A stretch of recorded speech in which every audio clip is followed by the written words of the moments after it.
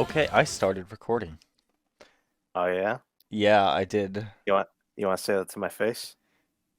I can't. We're not in the same location, like physically. You know what I mean? We're already off to a bad start. I have to Uh, look at I have to look at smiling Gother to feel better about this. Smiling Gother, there he is. Little baby Gother. Everybody loves it. Everybody loves Gother, except Yes. King, notably. Uh, What are we doing?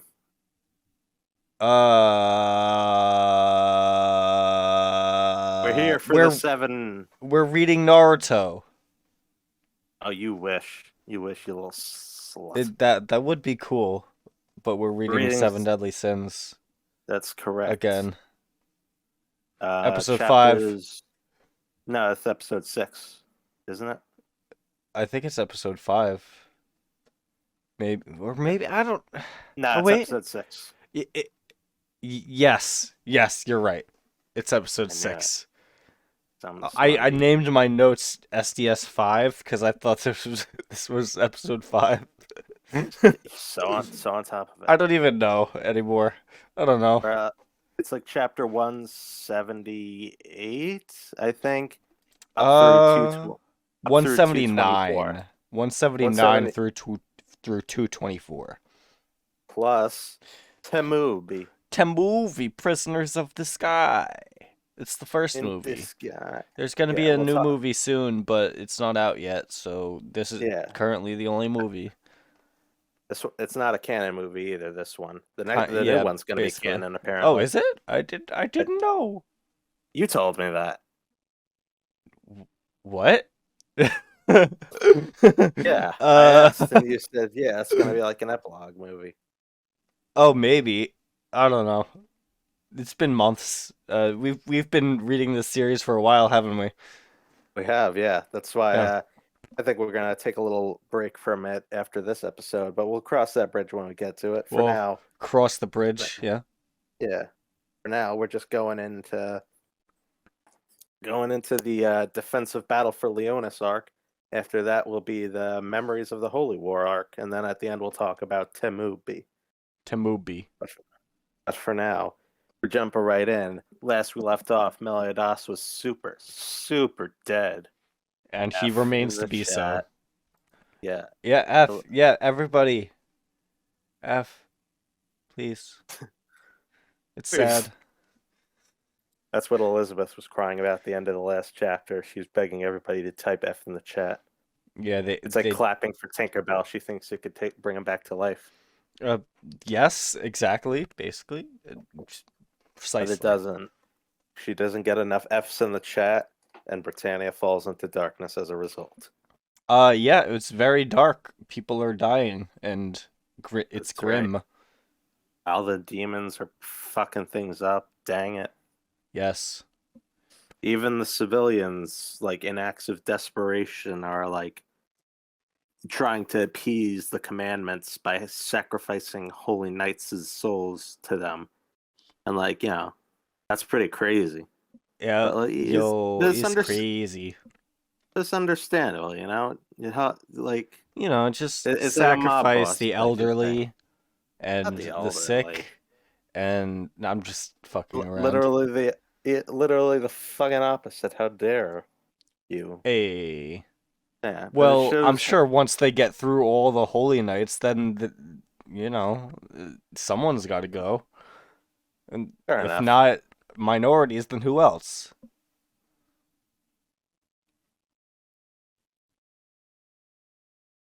Anyways, Yeah. I was just gonna say that it helps to show how bleak things have gotten. Also, Weird Fangs, big cameo, two of them, Rune and Frisia, and Pelio's there too. He sees them get he fucking comes eaten. back. He's in Crouch anime. and Vore's them. He's in anime also. He's in my. He's in anime only. He doesn't read the manga. Yeah, Which is that's ironic true. because he's in it. No, actually, it was Pelio's brother, Pelio. Smellio. Smellio. Yes. Yes. Come here, fuck. smelly owl. I wish your days would be great. So yeah, we're finally in the darkest hour, the part of the story where it's dark. Midnight hour is close at hand. Darkness falls upon the land. Dang, God dang it. The That anime gives us that what? reminds I don't, What? What do you is want? that from something? That's from fucking Thriller. Oh, that makes sense. I had like, I thought it was like from like Dragon Tales or like Barney or some shit, and I was like, Dragon. I was like, what the fuck? What the fuck are you talking about? Those are like little toddler shows. Why would they talk about fucking darkness across the land? The hell are you on? What the? You Because I only watch those shows during you o- Halloween. you only watch those fucking lawn mowing videos, and they're scrambling their Yeah, your brain. I was I was telling Mike about this, but I've recently become obsessed with watching lawn mowing videos on YouTube. Put those videos on r/satisfying gifts. Dang it. Dude, I can't stop. Just like I can't stop reading Seven Deadly Sins. But I'm gonna have to Yeah, soon anyways. Oh, fuck. the anime gives us a little bit more like look into what's going on at Leonis, mainly following Bon. Things are looking bad there, and I bring this up because like this is the only time Elaine has mentioned this arc, this like defensive battle for Leonis arc, because he's like talking to Jericho, and apparently like after he killed Melaskula at the end of last arc, Elaine quote unquote disappeared, and like I guess we're supposed to assume that means she's dead, but like her Elaine is as dead as she was brought Meliodas. pretty much, but like What does death even mean? Elaine's soul came down from the fucking heavens and went into like her body, which was all right beforehand, and then she was just walking around, bopping about, all that stuff. I don't know why they think. Well, I know why they think she's dead. They didn't see people revive really, but like they didn't see her revive. But like, I don't see why they're trying to fool us by saying like, "Oh, she must be dead," because like if Melaskula's commandment wore off because Melaskula died, then Elaine's soul would just leave, but her body wouldn't be affected, right? Yeah, I kind of feel like they were just trying to pull a fast one on us, if you know what I mean. Yeah. But And like it didn't what's work. even weirder what's even weirder is that just straight up the manga just doesn't mention her at all. Like the last we see of her is like her and Bond hugging before he goes off to kill Melaskula. It's kind of And that's implied. yeah, it's implied by like what they're saying there, but like after he leaves, Elaine is not seen or mentioned for like 40 chapters until she's seen again at the end of Members of Holy War. You would think like there would be like some like kind of like statement or anything. I yeah, I don't know. It's really It's weird. weird. I don't know. We'll come back to that when we come back to that though. Whatever. Um yeah, we're seeing uh what comes next? Oh yeah, Arthur. Arthur comes back Arthur next. is well, yeah, Arthur is there. This is actually the Yeah. first thing that like we see, I Yeah. believe. It's well before Arthur comes in, we see one of those like at least one of the new characters from the tournament is actually semi-important because we see the samurai dude Nanashi taking out a gray demon without much trouble, and that's pretty Yeah. impressive, I think. He's chilling He's with with Arthur. Arthur. And Yeah, dude, finally, I still don't know like what is up with finally that cat? Arthur, finally Arthur is allowed to fight again. He hasn't been able to. Oh, nobody's allowed him to fight since fucking Hendrickson. Yeah. Really. Well, yeah, I guess you're right. He was with Meliodas like in the maze, but then I think He did Meliodas just like did took out everything. took out the monster on his own and Something. Yeah. Arthur just stood there for no reason. Yeah. Arthur hasn't fought anything since Hendrickson, but he was able to go toe to toe with Hendrickson. I don't see why well, I know why they kept him sidelined so long. He's not a main character. He's not one of the seven deadly Yeah. sins. But yeah, he's fighting again. He's doing all right, but they have to retreat because there's more demons coming. And we see that Kath can apparently talk. Uh, What is this cat? What? I- I'd be more interested if I knew anything about what it is, or like have seen more of Arthur since Yeah. it showed up. But I've you know, it's I've heard not things really. about Arthur like from later in the series. I know like there's more to him like There's more later, to him. Yeah, but like it's just not doing literally anything. nothing happens with him for like 150 or 200 chapters or something like that. All of the mystery behind like what's up with Arthur and what's up with this weird cat thing, it's not really a mystery. It's just stuff we haven't been told yet. Like this reveal that it can Yeah. talk, that the cat can talk, isn't really a reveal. Just learning Well, something about it because we've learned pretty much nothing about it. it's kind of played for the way Hawk is, like where like I we get, first yeah, meet Hawk at the start of the series and like he's a talking pig and everyone's like, "Why is that pig talking?" And he's just like, "I don't know. I just talk."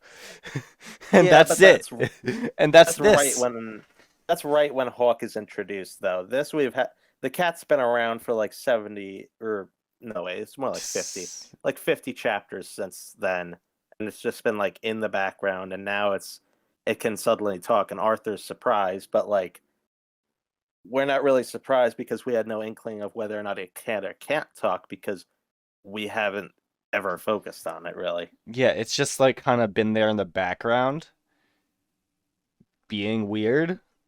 Yeah, But I yeah. I guess Our, I'm interested that's to find out what's up with it, but there's not a yeah. Me lot like not a lot there right now. Yeah, I want to find out more about it because I just know nothing about it, you know. Yeah. Unlike an example like Gother, where I have an inkling of Mm-hmm. what he is, but I still want to learn more. Like yeah, like Gother is one of those characters where we've seen like a little bit about him, trickled throughout the entire story. Like since he's been introduced, we've gotten a little bit here and there to keep Hmm. him interesting. And but Yeah, with Arthur, Arthur is just there, and the yeah, cat's just there. the cat is just there. That's that's the review. That's the review for the entire series. That's our final word on the The series. cat The is cat just is there. there. Yep. The cat is there. Well, I guess Seven Deadly Sins is like made better by the fact that there is a cat, so That's that's the something. subtitle for that's the subtitle for the final season. You know, season 2 was subtitled like Revival of the Commandments. Then season 3 was subtitled Wrath of the Gods. That's the season 5 subtitle. The cat is there. The cat is there. Ah, Man, now we have a cat, but where is Cat Girl? Question mark. uh, Diane can be one. Good. Yeah, She she she she could she be, she a became mushroom. she became a dancer, and now she's gonna be a cat girl. Yes. There Good. she encounters another mushroom. This one, instead of shrinking her, it makes her into a cat girl. The meow shroom. The meow shroom. Yes. Yeah, yeah, yeah. And she also gets really loud. Anyway, Anyways, back with back with the story. We're back at the Forest of White Dreams. That's pretty cool. yeah, it's been a while.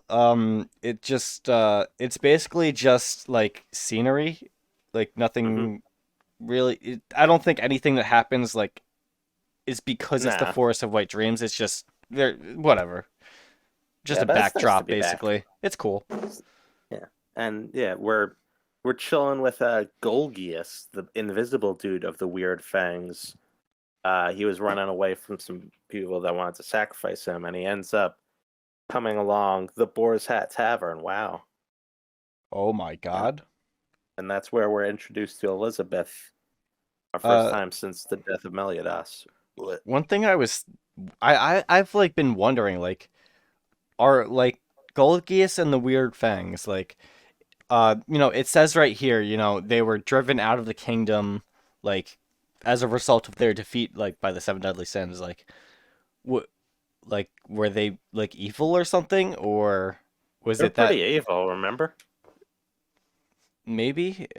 You I not don't know. remember? They're just like a They killed. huge blur in my mind, honestly. They tried to kill that doctor dude. They kidnapped that the doctor dude's daughter. They were holding a bunch of people from the village in the prison if they Oh, I talked suppose. back at them. They were torturing Bond. They tried to kill Elizabeth. They tried to kill Meliodas. They tried to kill Diane, I think, too. Well, They're I mean, dicks. trying to kill the seven deadly sins like at the time wasn't really like a crime. It was just a thing. Elizabeth, But though. everything else, yeah, definitely. Yeah, they were But I mean, dicks. like my main like problem here is that like I feel like it's kind of like framed like the only reason why Golgius thinks Elizabeth should like feel like not want to save him is because they were enemies in the past. Like not because of any wrongdoing, just because they were enemies. Like I feel like that's kind of implied here. And it What kind of confuses me like what do you mean? Wait, I don't get what you're saying. let me go back. What is this chapter like 170 179, 180. 179? But yeah, like Elizabeth basically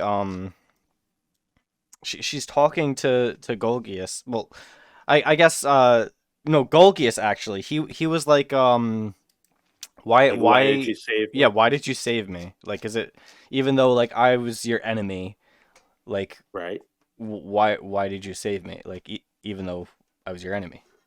right.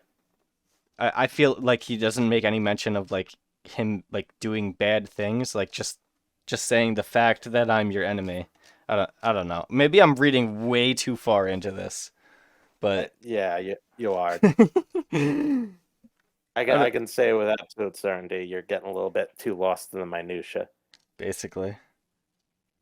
Maybe I feel like it's just because like the weird fangs are like just such a like a big blur in my mind that like I like as soon as I see anything to do with them, like I just my mind just kind of like sets off. Like what? Because I'm trying to understand them and I just don't. They're, yeah, let me make it as simple as I can for you. They They bad. are dicks. Yes, Does- they bad Would people. it would it make you feel better if I told you they mowed lawns all arc?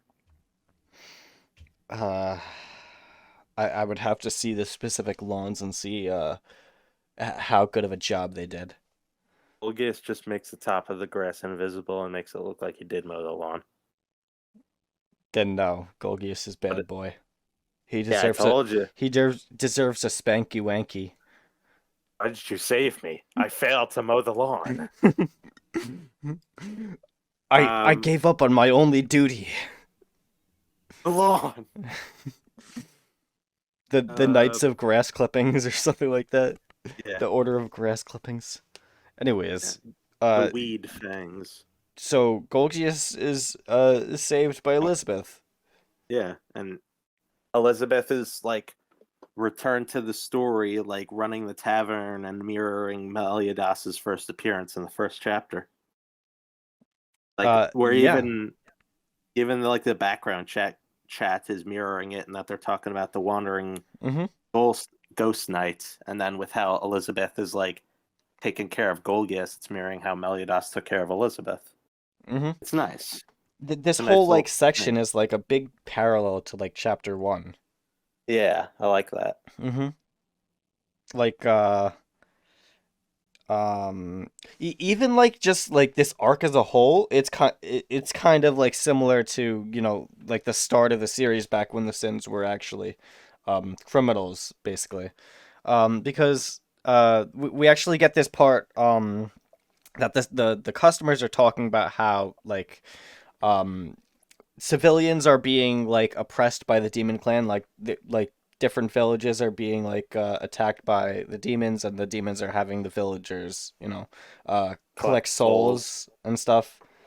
Hmm. It reminds me like it's very similar to how in the start of the series the Holy Knights were actually like basically extorting the civilians. Like they were Right. having them, build walls and fight in like train to be soldiers and stuff, and like I hadn't basically thought give all of their, resources for like the war effort because they were planning on having a holy war.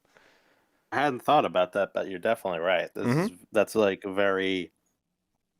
There's a lot of parallels with the first arc here going on. Hmm. It's And fun. now that we actually have like the holy war coming back, it's the civilians are being extorted once more. So Mm, it's mm. interesting.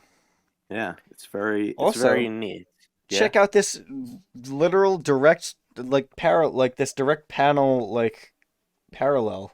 There's two What? panels that are like exactly the same. One from chapter one, one from chapter 180, I believe, Which of one? Zaratrosh showing up. When he shows up in the, I sent it in the screen Oh caps yeah. chat where Right, right, Zaratrosh right. shows up like in the boar's hat, and it's a parallel to when Elizabeth shows up in the boar's hat, like in the armor. And if you actually Mm. look at the armor that they're wearing, it seems to like be like incredibly similar, like almost so that like I feel like it's basically the same set of armor. It's not. Nah, it's not. It's Well, not that similar, it's not but exactly the same, but like it's pretty similar though. I the see the what you're saying. design would change like over time. Yeah. And also like if you think about it, it could be like maybe the armor set that Elizabeth, took at the start of the series that she stole from like the Royal Armory or whatever. Maybe that Nah, was it's not the same. Zaratros's previous like old set of armor, from before he Nah, died. it was definitely colored. Differently colored, It was like black or maybe. something. But it could I don't know. it could be like maybe his old set of armor. I don't even know. I just thought it was a cool I parallel. wouldn't. I like I it. wouldn't fit Elizabeth. Well, the whole point is that the armor didn't fit Elizabeth, if you remember. Yeah, but she could still wear it. Uh, okay. Anyway, before that happens, um, we see that Elizabeth has Meliadas's body upstairs, and she like fixed it up. Mm-hmm. She's like waiting for him to wake up, She's and like yeah, she's experimenting while he doesn't know what's going on. I get yeah. You know. I just Hmm. I just wanted to mention that because I wonder what was the conversation when she like tried to take it. Did anybody like Yeah, that was question what weird. she was doing? Like we never see it. All with the last we see of that like frame of time is her crying over the body, but like yeah, when Bond was reforming from being turned into like paste, was he like, where are you going with that body? What are you gonna do to it? I mean, like, Did well, anybody ask? yeah, but I feel like it's not that out of the ordinary considering like what's been going on with Elaine, where like Elaine's body doesn't decay because she's a fairy. Maybe demons' bodies also don't decay, and also we've seen with Elaine that and with Helbram that death is not permanent whatsoever in this world. So like preserving someone's body, you know, when they die isn't like necessarily like out of the question. Like it's not that out of the ordinary I guess. because they I could guess. always, they could find a way to bring them back to life. Who knows? And you know, as we see, it doesn't really make I too just much of a I just difference. wanted to But I just wanted to say that I wonder like what the conversation was. Did anybody ask like, "What are you doing?" I'm sorry. I'm sorry. What are you doing with that corpse, princess? What, you gonna say you're carrying off the prince? Hey, uh, shouldn't that be? Wouldn't that be safer? Like, over? No, oh, you're leaving. Okay. I could totally see that like that just being Escanor, like in his knight form, just Sim Escanor. form. Ah. Yeah, his yeah simp form. Well, Well, that's honest, yeah, those are his two forms, Chad and Soyjack. basically, yeah. I mean, he's a simp in whatever form he's in, but That's yeah, true. The Virgin Simp versus the Chad Simp. Hint: they're the same essentially, person. just at different stages of their life, I suppose. Yeah. Anyways, Yeah, so as you were saying, Zarathustra strolls in. It, he's like, I'm he was Zartros and I'm alive. he was the random knight silver in the last arc in the tournament. I was just kind of hanging out. Yeah, like we're slowly getting a little bit more about all these randos that were just there. Not really. It's him and Nanashi. I don't And think we've seen it. fucking Gilfrost, or was that what her name was? I don't Yeah, remember. Gil Frost, but like that doesn't count. That's somebody we already knew. Like Yeah, we don't see that priest guy who's in love with murder. We don't see the one surviving assassin brother, that boxer guy, that bard kid guy. Um, I don't even know any of what you're talking about right now, honestly. my my fucking point exactly. Yeah. Um, I just thought it was cool that some of them weren't pointless background characters. So that's cool, I guess. Most were. Let's Yes. be honest. Yes, that's what I'm saying. Yeah. Um, yeah, so Oh, Zaratros is here. yeah. He's here and he's doing things. It's a pretty it's a pretty cool reveal, and like we you could have guessed it if you with all the evidence last arc, but like if you didn't, it's still a cool reveal. Makes sense why he's back. We have Molaskil still kind of running around, Yeah, or this is the immediate that's confirmation that she's still around. yeah. And Zarathustra is a fun character, like unironically. No, Yeah, you would think he would be like so fucking stoic and everything, but he's serious not. guy. Yeah, you gotta love it when like the super strong guys are also wacky. He's good. Yeah, just kind of like defending himself. Like, yeah, I was poisoned, but like, I was up all night. I was doing shit, and then they gave me this pie, and I was like, fuck. Like, you would have done the same. And Hawk is like, is I this the right guy? I mean like it was his brother that gave him pie, so he was like, "Cool, I No, like pie." no, Oh no, it's wait, it Hendy was that gave Hen. him pie. I don't know. Maybe Dreyfus was there also. I don't know. They were chilling. They were chilling. They were bros, chilling like They're bros, doing stuff. They're having fun. planning assassinations, just bro stuff. So like, was that flashback that we saw of like Zaratros being like pierced by like 1,000 fucking swords? Was that even real, or did Yeah, it that was real. like? It just I I'm guess they did it guessing. after he died, maybe. Yeah, I guess either the poison like fully worked and he died, and then they just kind of like took him to the place and stuck him full of swords, and they're like, oh no, he died because of swords and not poison. Who could have done this? Them. Or Those maybe it was guys who don't have nearly as many swords as that, and also most of them don't even use swords in the first place. yeah. Uh, and That's they probably what have happened. like cooler powers that are better at killing people.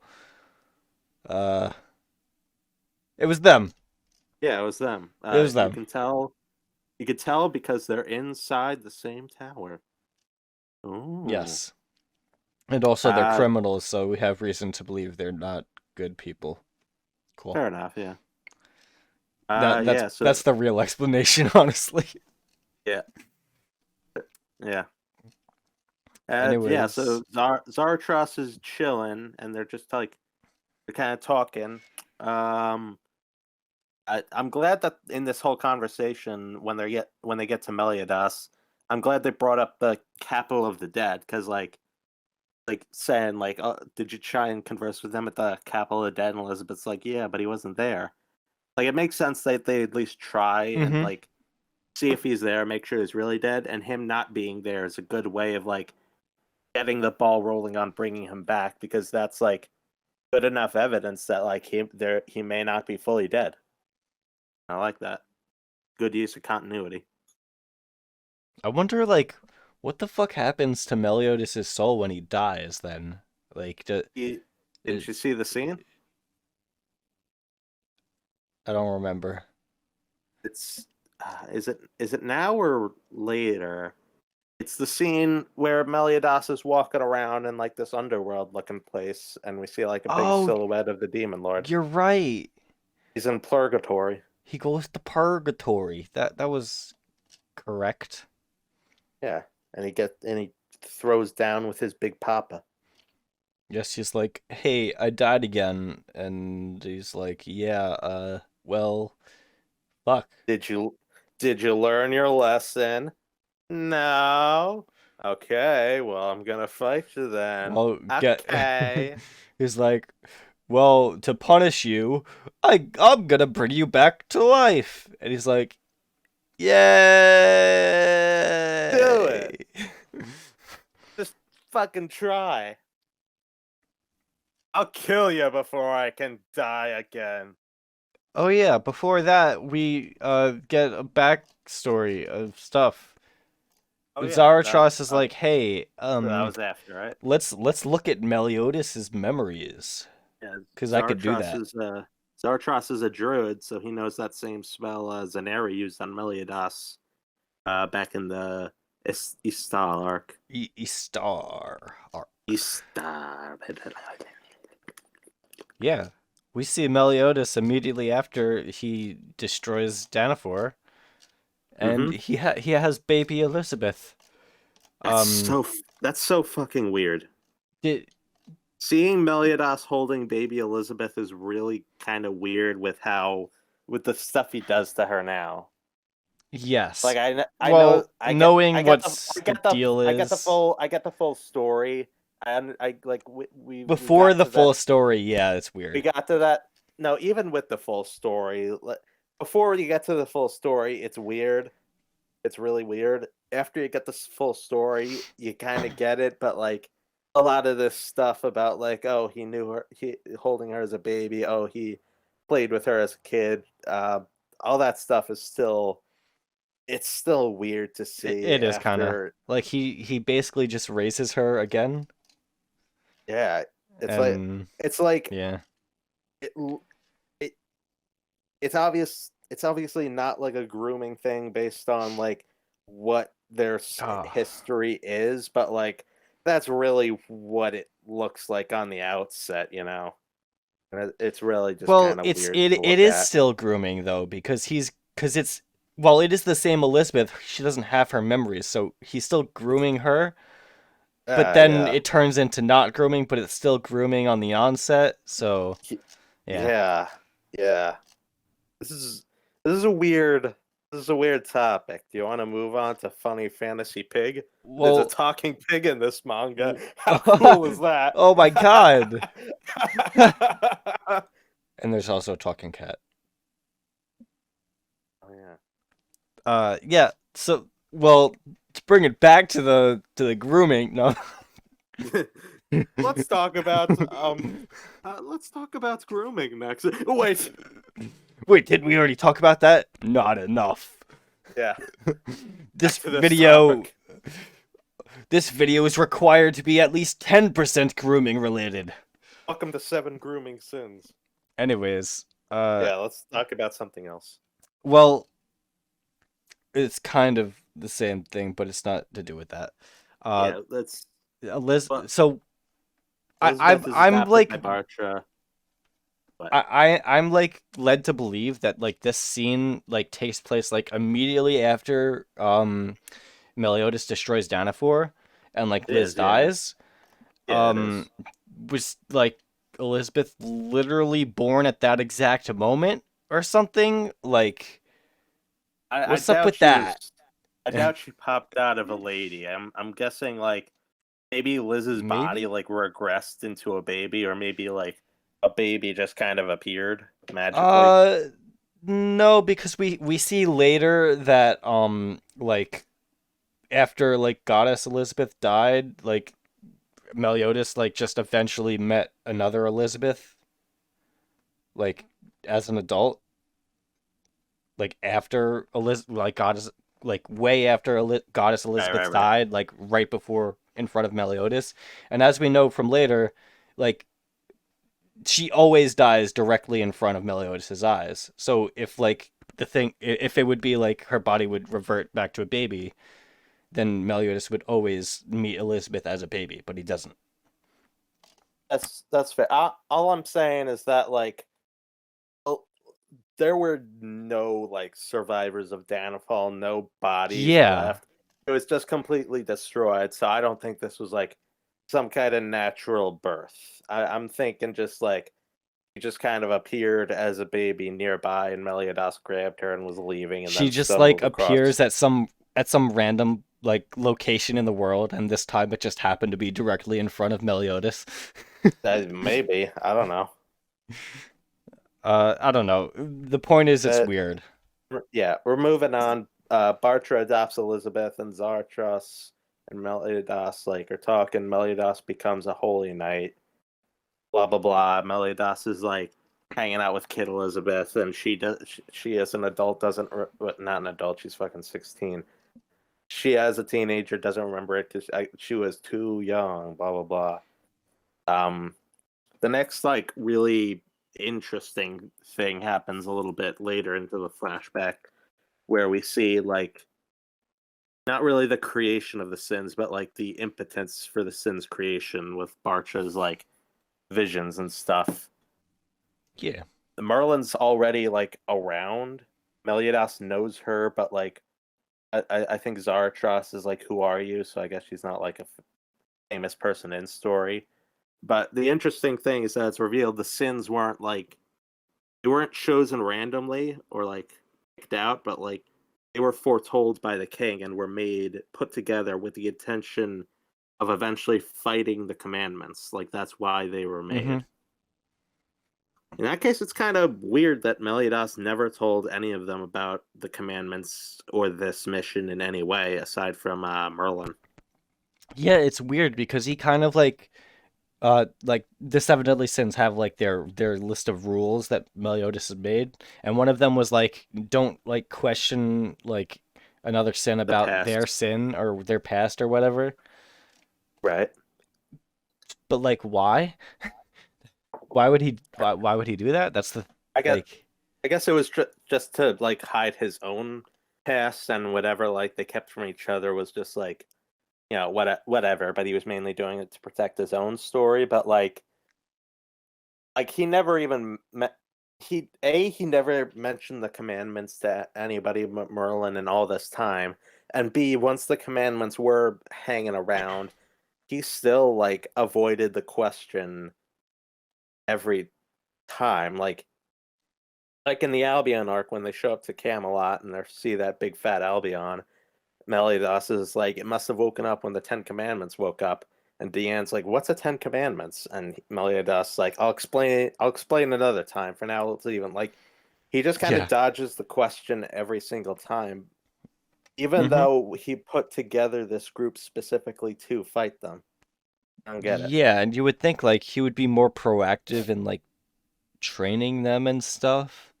Telling them what their commandments are, Mm-hmm. like Merlin just walked right into Galen's like commandment of truth. You would think especially her Yeah, having known about the she commandments, Meliodas would have said like, "Don't lie in front of Galen. Don't be non-faithful in front of Melascula. Don't I don't know, fuck somebody in etc. front of Darieri, etc." Yeah, I don't know Darieri's commandment, but if she's It's Darieri purity. purity, I'm guessing it's like if anybody fucks in front of me, um, it'll be really awkward. Maybe. That is my commandment. Um, yeah, it's weird because like as you said, Merlin does know like about the Ten Commandments. She knows like a decent amount about them, more than like anybody else except Meliodas. And like she Right. also knows about like other demons like the what are the guys from the movies or whatever. I don't remember their names. Six Knights of Black. Yeah, those guys. She knows about all that stuff, but like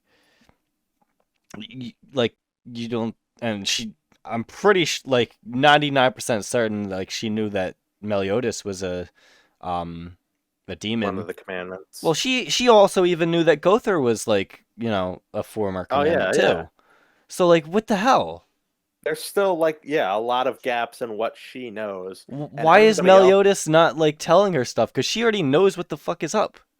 Yeah, and like more to the point, literally everybody else knows nothing about it, even though apparently they were put together specifically to take down the commandments one day. Like you'd think Meliodas would have drilled them about this earlier.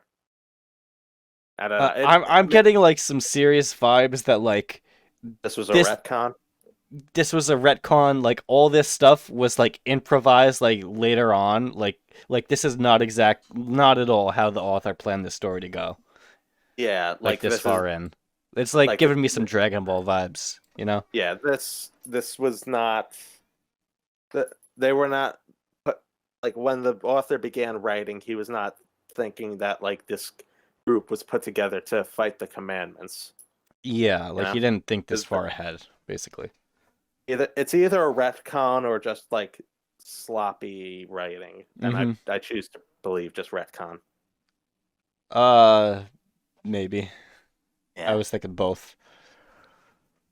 Uh, yeah. yeah. So So now, yeah, now what? do you have anything else to say about this little flashback, or was that the end of it? Putting together the sins. Uh, pretty creepy. I Yeah. think I think that's the end of the flashback, and yeah, that now we get to that scene of Meliodas in purgatory. I really didn't get at first what the point of the commandments, quote unquote, killing Meliodas would be. Like if they know he was just gonna come back, but like after this, now I get it. Every time, because now I know every time he dies, he goes to purgatory, and the emotions and empathy he's built up get like reduced. They don't think He Meliodas is gonna he be gets dead forever. closer They just to like his returning primordial to his like old evil self. Meliodas self. Yeah, and that's interesting. I like that. This is an intriguing plot thread. I think this sort of like empathy breakdown of his. It's something that really like uplifts this arc for me. This little plot thread. Kind of makes me think like, why wouldn't they just like hunt him down and kill him like over and over again? Like, why are they That's still split up like this? that seems to be. Well, they don't. Well, for they think he's dead for now, so I'm guessing they're just kind of like I guess they don't know exactly how long it takes for him to yeah, revive. they're just kind of doing stuff while he's dead. Like, okay, he's dead for now. We obviously can't kill him again for now. So what do we want to do now? Camelot.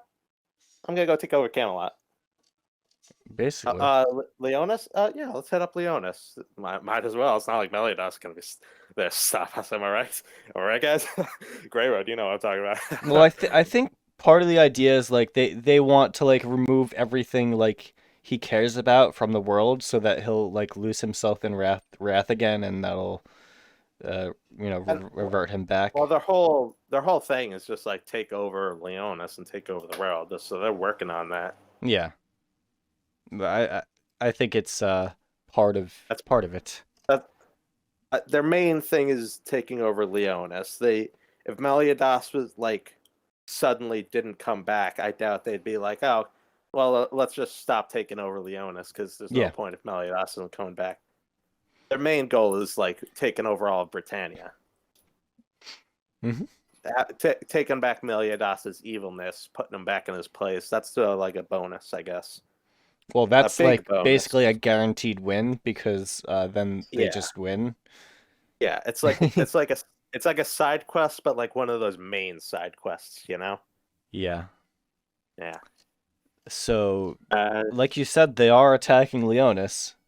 yeah. In fact, the Yeah. name of the arc is Defensive Battle for Leonis. Dang. Yeah. What that's Can't funny, believe it. isn't it? Yeah, Nice. and we see Bond's like leading the charge against the commandments right now, and It's like so weird. it, it is weird He's because like like yeah. he does nothing this arc. They kind of like treat him how they keep treating and have treated characters like Gil Thunder or Hendrickson, Hauser. Like it doesn't really feel like he's doing nothing, Like you why know? Bon? Why would Bon be the one to Well, like? because like Meliodas is dead, King and Deanne are AWOL, Merlin's still a ball. It's really just kind of him and and Gothar's locked up because they think he's a Yeah. commandment. It's really just him and Escanor, so it makes sense why he's like, stepping up, taking over, because he tried and failed to save Meliodas, so he's kind of like trying to fill in for the captain. But Yeah, I like, guess. It my just my feels thing is weird. like, it feels like he's too much of a lone wolf to be doing this. Yeah, like, well, he it makes sense why he's doing it. It's just like it's different from the way his character has acted in the past. So like it doesn't like feel like Bond, but it is Bond and like If if he had like a main fight in this arc, I think you would feel better about it.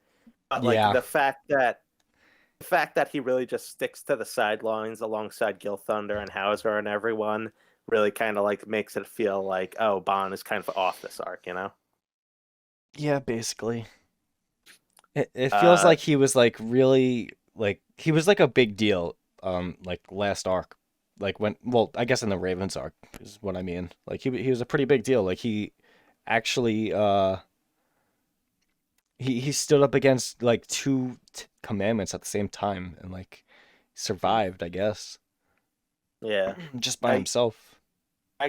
yeah, I get what you're saying. It feels like, yeah, we're by this point we're used to like characters that aren't the main seven deadly sins being underutilized, but like it feels like this is the first time one of the sins themselves are around but aren't really used much. Mm-hmm.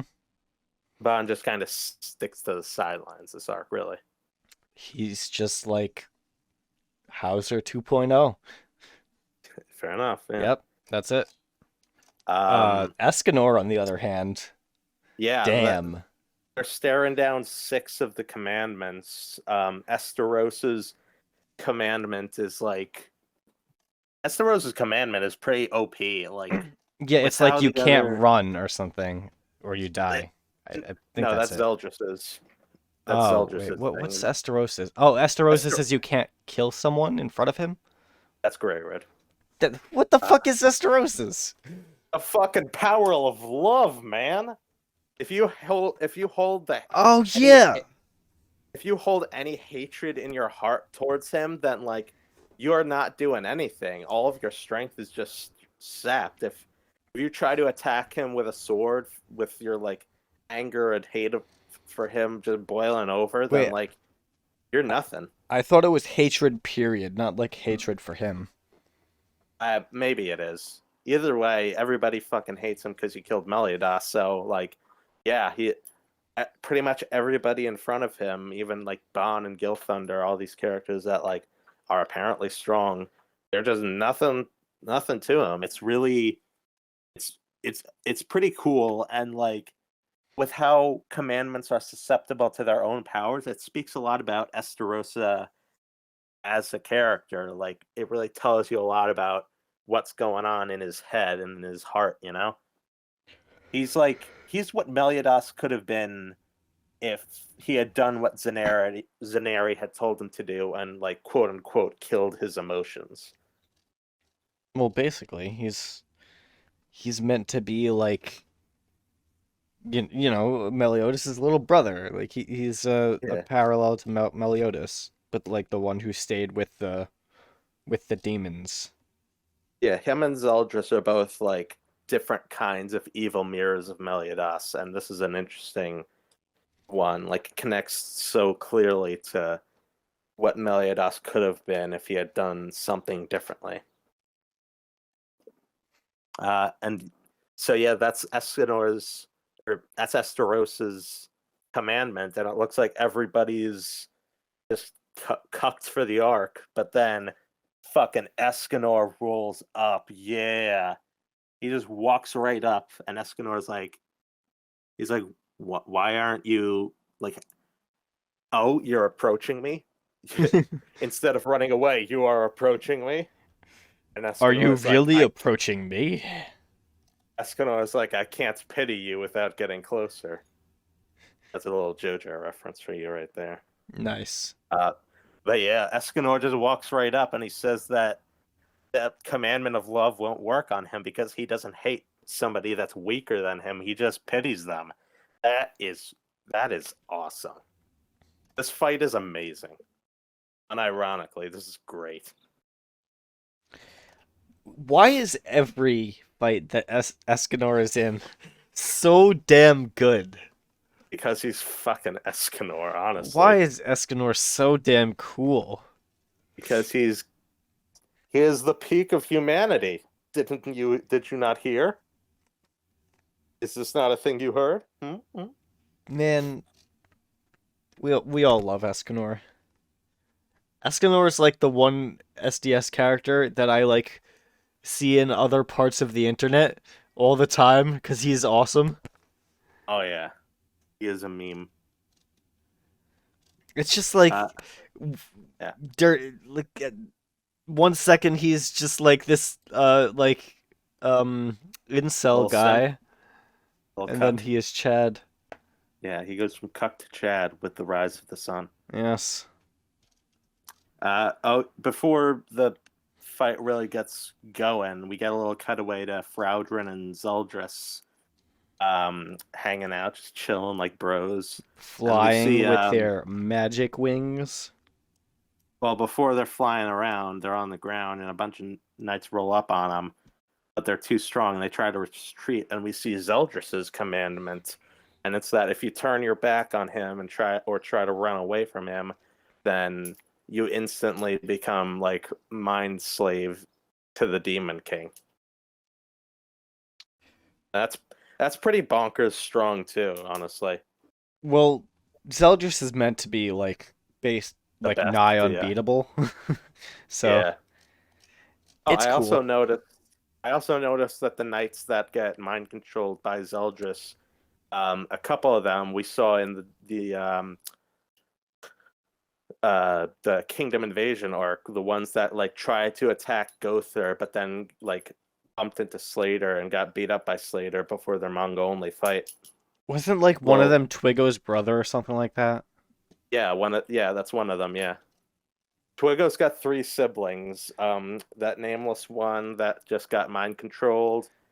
And then the Fuck, guy from the what? Pleiades of the Azure Yeah, Sky. yeah, Wayo, and then a sister who runs the underwear shop in the side chapter from later. That is Did you read cool. that side chapter? I didn't. I forgot. Why is I skipped it. why is Skipped it. Twigo the only why is Twigo the only one with siblings in this world? um, because like nobody. Nobody What fucks what? like Twigo. Why would you fuck anybody but Twigo's mom? Honestly, Twigo's mom has got to go on.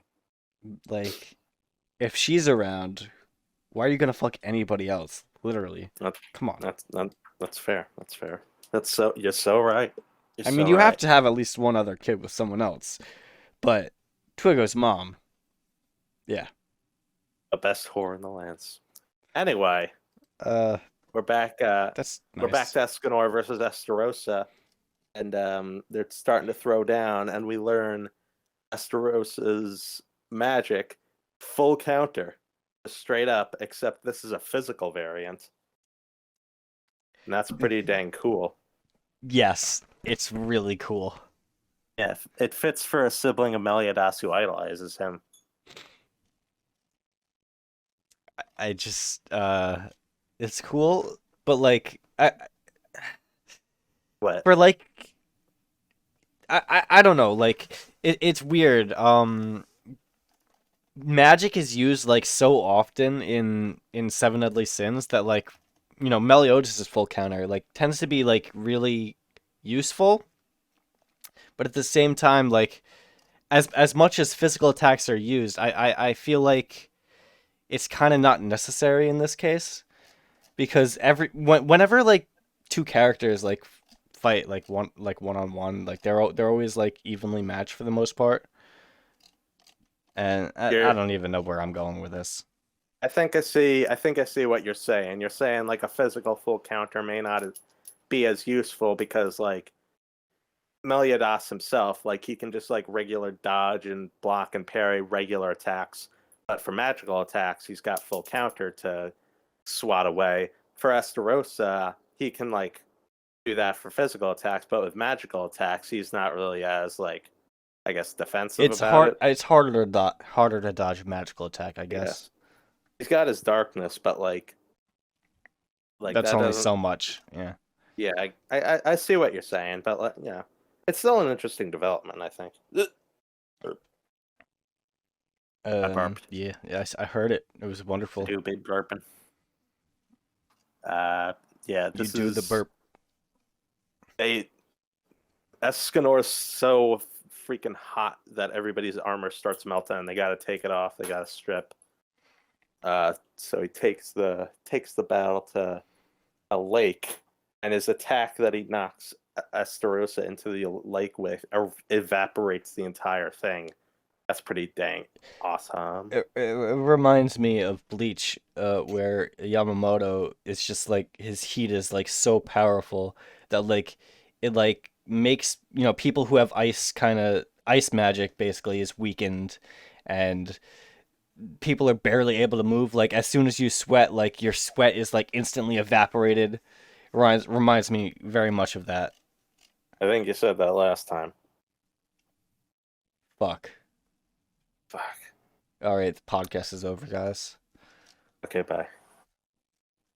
Yeah. Oh yeah, Escanor wins. yeah. Estarossa tries to like darkness away his power, and like he says, like your power is useless. But Escanor is just like, my power is useless. Who decided that? I'm going to lose.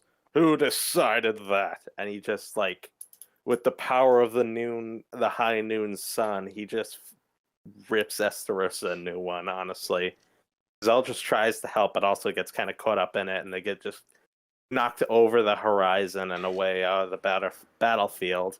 And Escanor crowns himself the chaddest Chad of the world.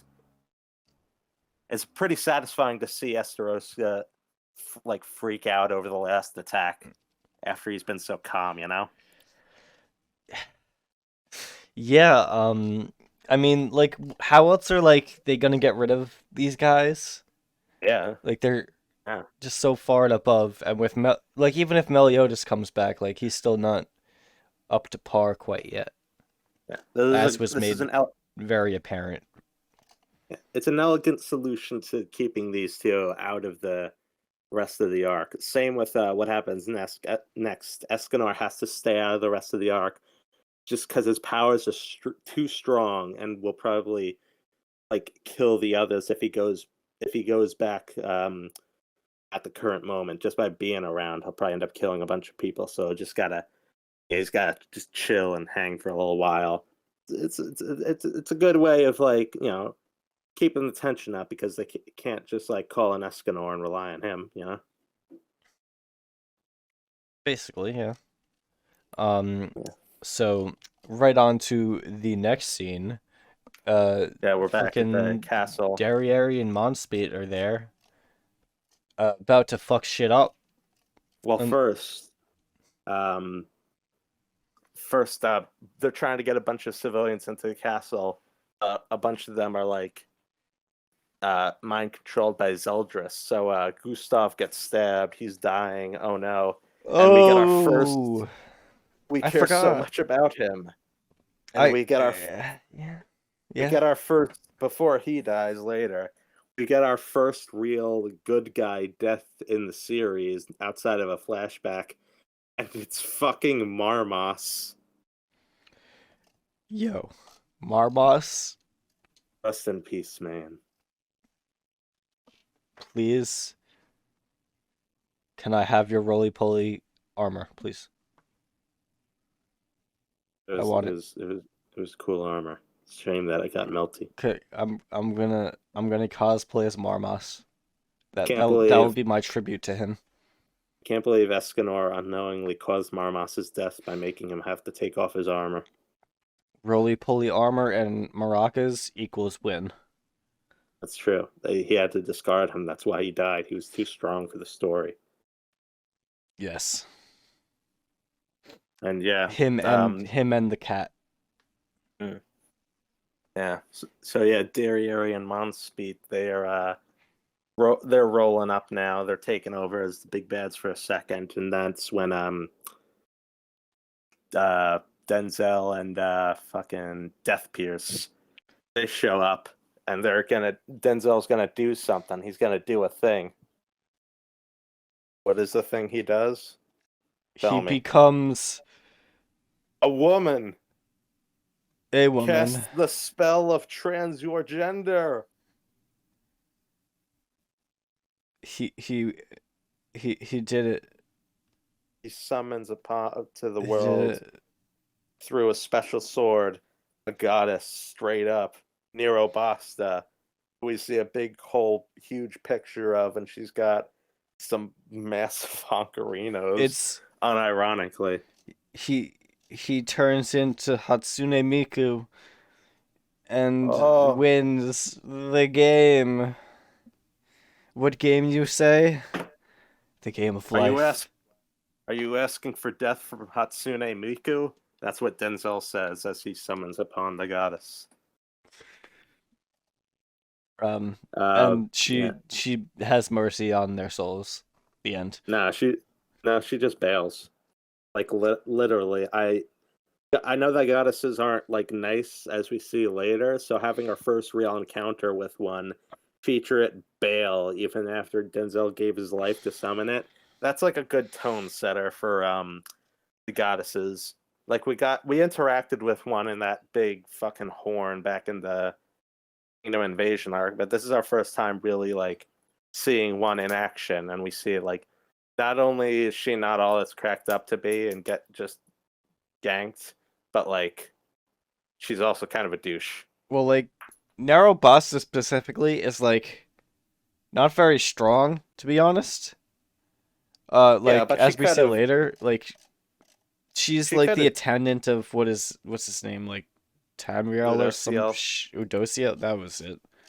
And like the other like four archangels were like a little On bit par with stronger, the commandments. a little bit stronger than the commandments, but That's like fair, but she That's fair, yeah, but she could have taken out more of like the troops. Any killing she did of demons in this arc is like was in self defense, in defending her escape path. Her yeah, first instinct was, "I'm fucking out of here. You guys can fend for yourself." yeah. Like she could have killed some demons if she Wanted to, felt like it, was like not a dick, basically. basically. I feel like Nerobosta has been kind of like the like not the spokesperson, like Face. the face of like the goddesses for a while. Like we've kind of like through her we've seen like how the goddess clan is like not all they're cracked up to be, basically. Like how Yeah, they're like not this is necessarily inherently super good or cool. anything of the sort. Yeah, that's what I'm trying to get at. She's a good tone setter for like managing our expectations of what goddesses will be like in the future. They can be like douchey and cowardly because and they're not all on some sort of all powerful thing. It's interesting. It's fun to see. It's a nice layer of things. Um yeah, and Derriere just brutally. I I love Derriere. She's like my favorite commandment. Um, yeah, she's pretty cool. I We'll like learn a little bit more about her later, but at this point, I like like her she's cool. I like her power. I like her relationship with Speed. That haircut scene between those two is very cute. I would have liked to I like learn what her commandment is. me too, yeah. The commandment powers So, have like just been really cool in general. they have. I wish everybody, even if it was just like, like a little like in a data book and you gotta look it up online. I would have liked to at least know Yeah. like based. like Melascula is like that's not something you could really work into the story.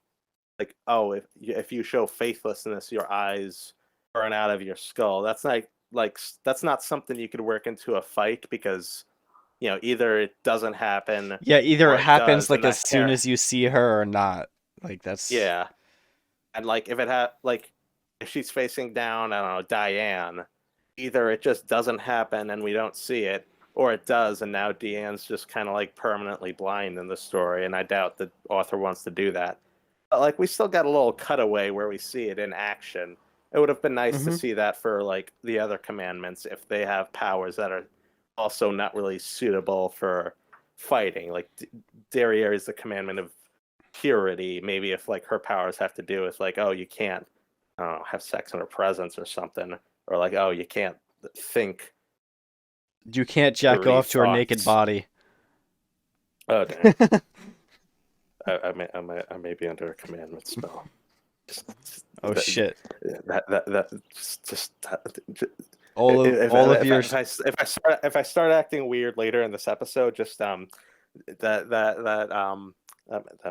may be why. all of your semen becomes motor oil. This is weird when we're talking about me. What is weird about it? Damn, are you getting Uh, embarrassed over there, Michael? Dang it, you know I am. Damn, you're like, oh Anyway, shit. anyway, what I'm saying about the commandments is like I would have liked to know at least like hear what they do. But it seems like a few of them just kind of slip through the cracks, and we never learned what they are. We know Gallons, Melissa's, we know Esteros and Zeldris's. Did we ever learn Fraudrin didn't have one. Did we ever learn? Yeah, we were told Gothers. Were we? Yeah, like anybody who has desires in them loses their memories or emotions. Uh, Zeldris, Esterosa, Grey Road, Gother, um, Commandment is Droll and selflessness. Gloxinia. Ah. Do we know Droll and Gloxinia's commandment powers? Uh, I don't Maybe think not so. yet. We only like ever learned This about like what their inherent abilities are because obviously they're from different those are more races. interesting. Yeah. Hmm. I don't know. Maybe it's just Monspeet and Derriere who we don't know the actual commandment powers for. What were we talking? Oh yeah. Possibly. So yeah, Derriere just like straight up uh kills the goddess, but like she's feeling kind of bitter about it. Feels kind of like she's in a bad mood now. So Monspeet just kind of like takes her to like a little place to cool down. He fixes up her hair because it got kind of singed and shortened by Arc. Big first time seeing that big white magic power. And yeah, and that just leaves in Leonis, Fraudrin, and Grey Road. And spoiler alert, they are not enough. Yeah. Yep. But That's the whole first, like point. Like the whole idea is like to split up the Ten Commandments because together they're unbeatable. Like pretty much. essentially. Uh, Like yeah, Narobasa may have done pretty much nothing, but in the end, Denzel's sacrifice really wasn't in vain because even if it wasn't it by split killing them them up. or defeating them, yeah, it still split them up. Two of them left. That's pretty. That's honestly pretty helpful. Good job, man. Clap, clap, clap, clap, clap. Good job, buddy. You're dead now. F. Man, fucking Denzel was cool as shit. It was pretty He cool. was Cooler than like, fucking Bartra. Get out of here, Bartra. man, out of all like the old sage anime characters like Master Roshi and like The old guy. stuff like that and like Yamamoto and Roshi, stuff. Yamamoto, Makarov, This guy is the Whitebeard, coolest. third Hokage. Just Is he like in though? just like in how he looks. He looks so fucking cool. He does look pretty cool. He is like he looks so Honestly, metal. yeah. The scenes with the Pleiades back in like the last arc or two, those were all pretty cool. Denzel was cool. The way he fought Frau during the Grey Road beforehand, alongside Death Pierce, those were cool. He may have I mean, like his ability isn't the coolest. Well, his ability is pretty cool, but like compared to like we someone like only saw it Yamamoto or once. whatever, whatever. Yeah. But Well, just based on appearance, he is so fucking cool. yeah, he was. R.I.P. that dude. That dude should have been around longer. Yeah, would have been nice. So yeah, as we're catching up with Monspeet and Derriere, seeing that little scene, we see them notice Hawk Mama running by. Elizabeth and Zaratras and Hawk are en route to Leonis, gonna go fuck some shit up. Yeah. Hell yeah. Yeah, and Elizabeth reminds the audience of her promise to keep fighting, even if Meliodas were to die from way back when. That's cute. That's nice. I'm glad they remembered that. And then Twigo comes back from the dead, and then Thank God. Meliodas saves Elizabeth from him again. Thank God. Yeah. Yeah.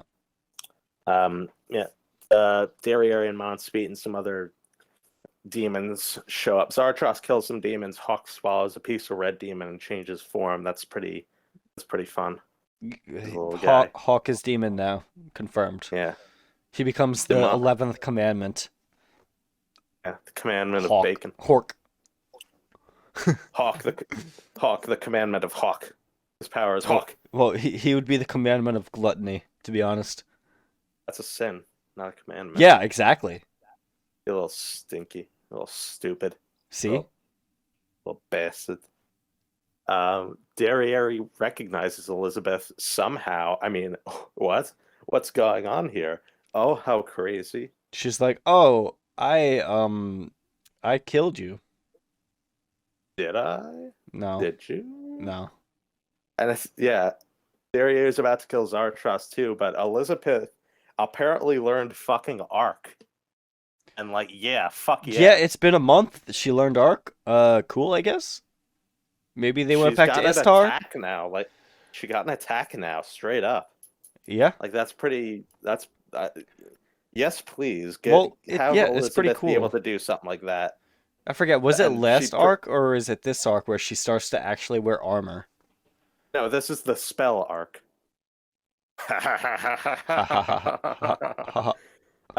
She got like a couple pieces of like random little bits of armor in Istar from Zaneri. Right. She's not wearing armor. But yeah, she is becoming a more important member of the team. Yeah, I think in the anime, Derriere's hand just kind of gets like blown off, or maybe it just gets singed or something. But in the manga, it just gets like stripped down to the bone, and it's fucking gruesome, and I like it. Derriere gets a lot of gruesome injuries in these two arcs that we're covering. If she was wearing clothes, then they would be singed off, and that would be cool. But she was already naked from the start. She singed off all of her forearm clothes. Man, I can't believe it. Yeah. But yeah, it's not enough, and looks like she's about to dead. But then, Meliodas, he's alive. Really? Why? Yeah. I don't know. Convenience. I thought he was dead. I think he was. I think he's a zombie. Maybe. I believe Elizabeth rolling on this pig with two zombos. Zombos. Zombie. Man, one thing I just kind of thought about. There's been like it's kind of weird. We've had a couple of different times where, characters have come back from the dead basically in this series. Like the first time was with Helbrim, and that was with the druid's resurrection spell. Where basically as he came back, a piece of him was lost every single time that he was brought back. That and then we kind of get a similar theme going on back when Elaine was brought back. She there was something missing from her. Like she was not herself. And we have a Mhm. similar thing here with Meliodas, where he comes back. He has the thing where every time he comes back to life, he loses a piece of his, like his emotions, like kind of go away. And that's a Mhm. pretty cool thing we've Yeah. got going on. Except what the fuck happened to Zaratros? Uh, He's just there. he's just chilling. What are you doing, Zaratros? Why are you still the same guy? What if Uh, Zaratros was actually stoic the whole originally he was just always stoic and then after he's resurrected then he's a goofball? that'd be funny. I think Elizabeth says like, no, he's always been like Yeah, this. I know. It But was just but a that would funny be kind of meme. that would be kind of funny if Elizabeth was just like, he is acting kind of weird. What the fuck's up with you? And he's like, oh, uh, I don't know. I'm feeling weird. Feeling kind of weird. I'm feeling kind of. I'm feeling like comic relief a little bit. What if Yeah. You guys have any cream pies I can push in my face? That'd be kind of funny. Is this me? Is this what I was like? what if he was just like perpetually drunk like in his previous life? And now that he's just living out on the road he's not, and that's why he's like that. I don't know. I don't even What? know. What? Ignore me. What? Uh, He's so yeah, yeah, it's a very Nazis. heartwarming reunion. Elizabeth, for once, doesn't freak out about Meliodas' groping, instead makes him blush by asking for more. Wow. Wow. Please grope me. And then when I die, make sure to groom me again. Yeah. It's obviously just an excuse for fan service, but like this finally makes their relationship a bit better, or maybe better isn't the word, less worse. It feels like Uh, it feels like they're finally starting to be on equal footing in things instead of Meliodas just having all of the power in their relationship. You know what I mean? um, it kind of feels like, uh, you know, you're taking a bath in some acid, and instead, they take out the acid, they put in water, and they just drop a toaster in there. A different kind of That's pain, yeah, yeah, but a little less. yeah, Yeah. basically. Yeah. So yeah, the with this they're throwing down. Meliodas is super strong. He win. He do full counter. They die.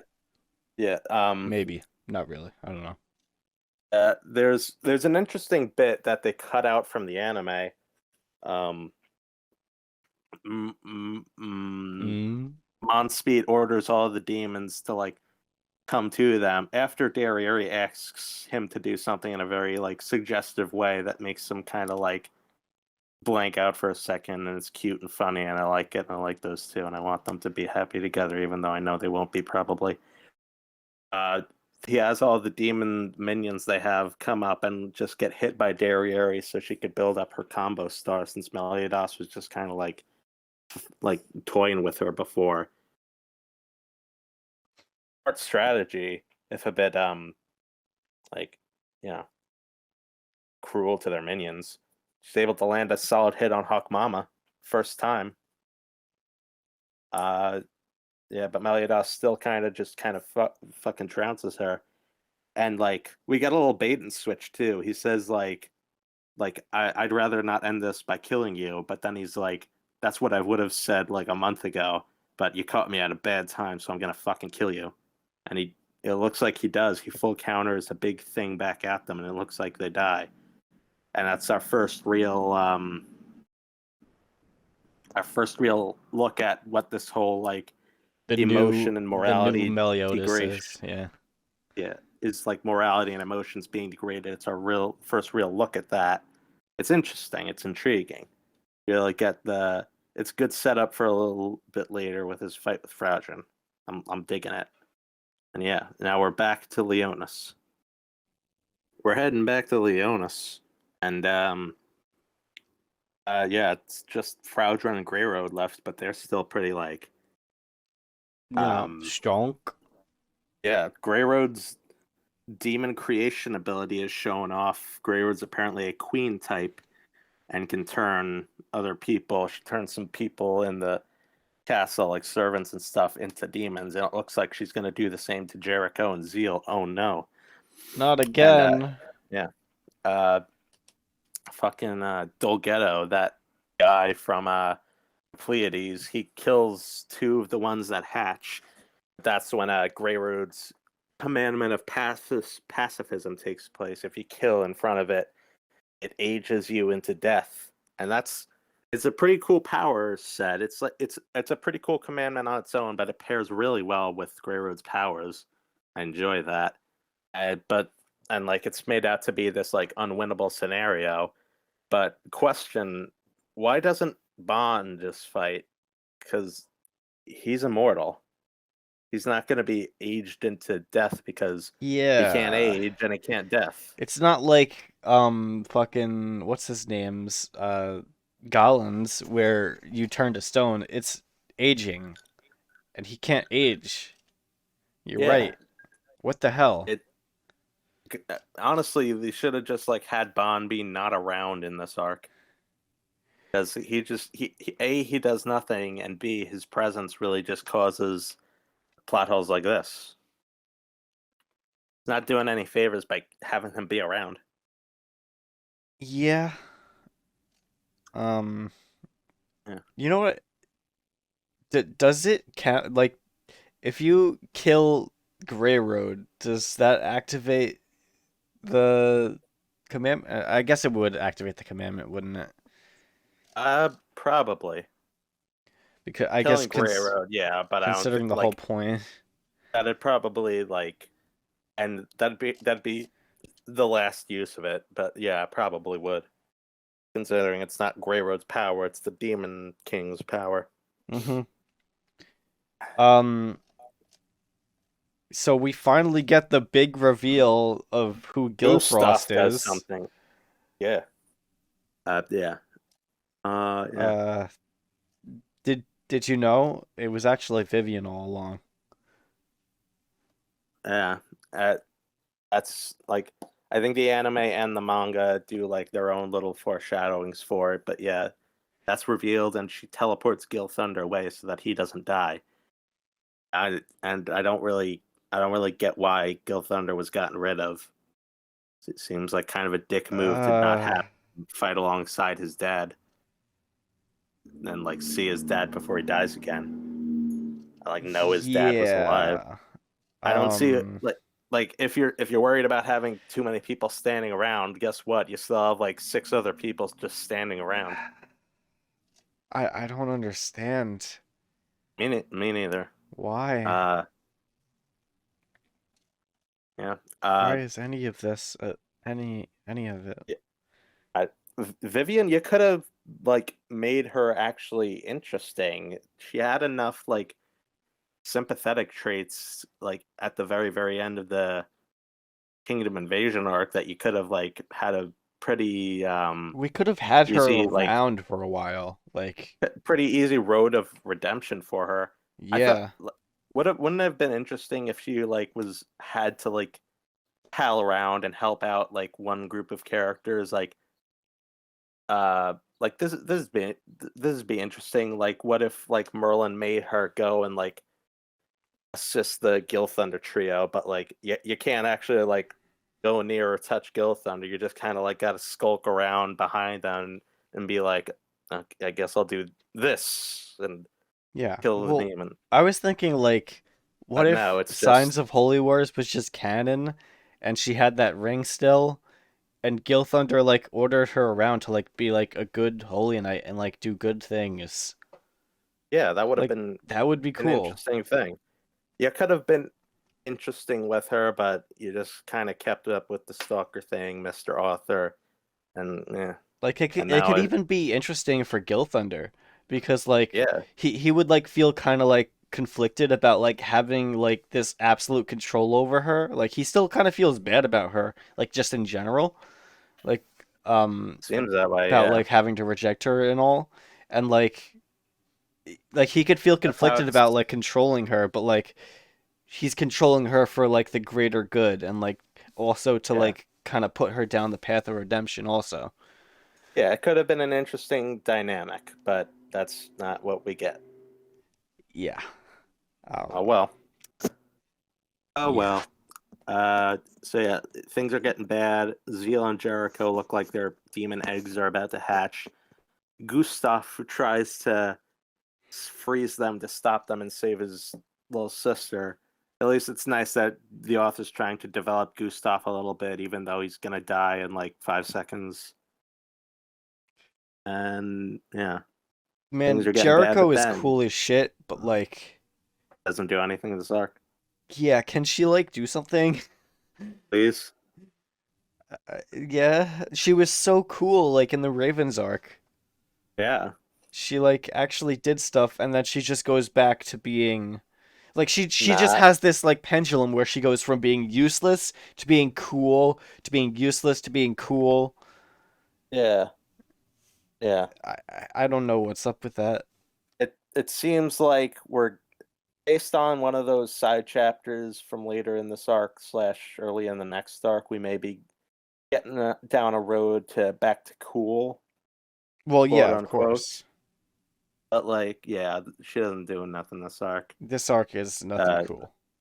Gustav dies, I think. Or, yeah, but Yeah, then he Merlin. played hardcore Minecraft and was killed by a creeper. Yes, Yep. yes, yes, yes. That's what happened. Yeah, but now Merlin arrives, finally released from her statue form, and like that's a pretty cool way of showing that the tides are turning. Whoa. She did Uh, the thing. yeah, And we also learn. she's I think she's even more naked than she was before. I think so. Yeah, and Nice. we finally learn Merlin's magic, which is infinity. If she does a spell, she can make it so that it's literally always on. It's intriguing, but it's also broken as fuck. But also, I love that everyone who hears it agrees that it's broken as fuck. That's the thing. She's just broken as Broken as fuck. fuck. Yeah, literally, everybody's like, "That's fucking cheap." Yeah. That like kind of that helps to explain like she's that makes her basically immortal. So it kind of Hmm. explains how like she knows so much stuff because she's just been around for so long and spent Yeah. all of her time researching and She's doing a real sciency magic stuff. She's a real mystery. The reveal of Merlin's true nature is very slow and methodical across this like whole scene where we learn about like why she does these kinds of things, why she's so weird, and like I love this scene, especially her saying her real name, but we can only read it as scribbles in the manga. That's very cool. I love that. It's a little cheap that like she was able to get out of her statue form just because she's like, oh, the thing that I was born as is resistant to commandments. But even that is like helps build the mystery of like her true nature and form, saying that she is quote unquote a daughter of ba- Bel Bailarine I don't Beliarin. remember what the fuck it was. I don't. Something Is that weird. a like we don't know? Is that a person? Is that a place? Who knows? But it opens up a lot of new questions, but like it doesn't make you feel like, oh, I know less about this character. It's more like I know more about this character, and but now there's so much more that I could know, and it's interesting. And she fucking bottles up Grey Road. Because why wouldn't you? She's gonna experiment on this little Aaron Nero XP. Maybe she'll make her own Ten Commandments. These are the Merlin commandments. It's like the Yes, Kura Rangers. exactly. I'd be down for that. Um, It's like the what did we call it? Like the minor character group, and we had fucking like yeah, Zeal and Mead and no, Dolores. Something like that. I don't. That was We fun. had a name for it too, I think. I don't remember I what it don't know. was. I don't know. But Grey Road's taken care of, so now we're moving on to the showdown with Fraudren. Straight up, Hendrickson versus Fraudren. Oh, Hendrickson's down.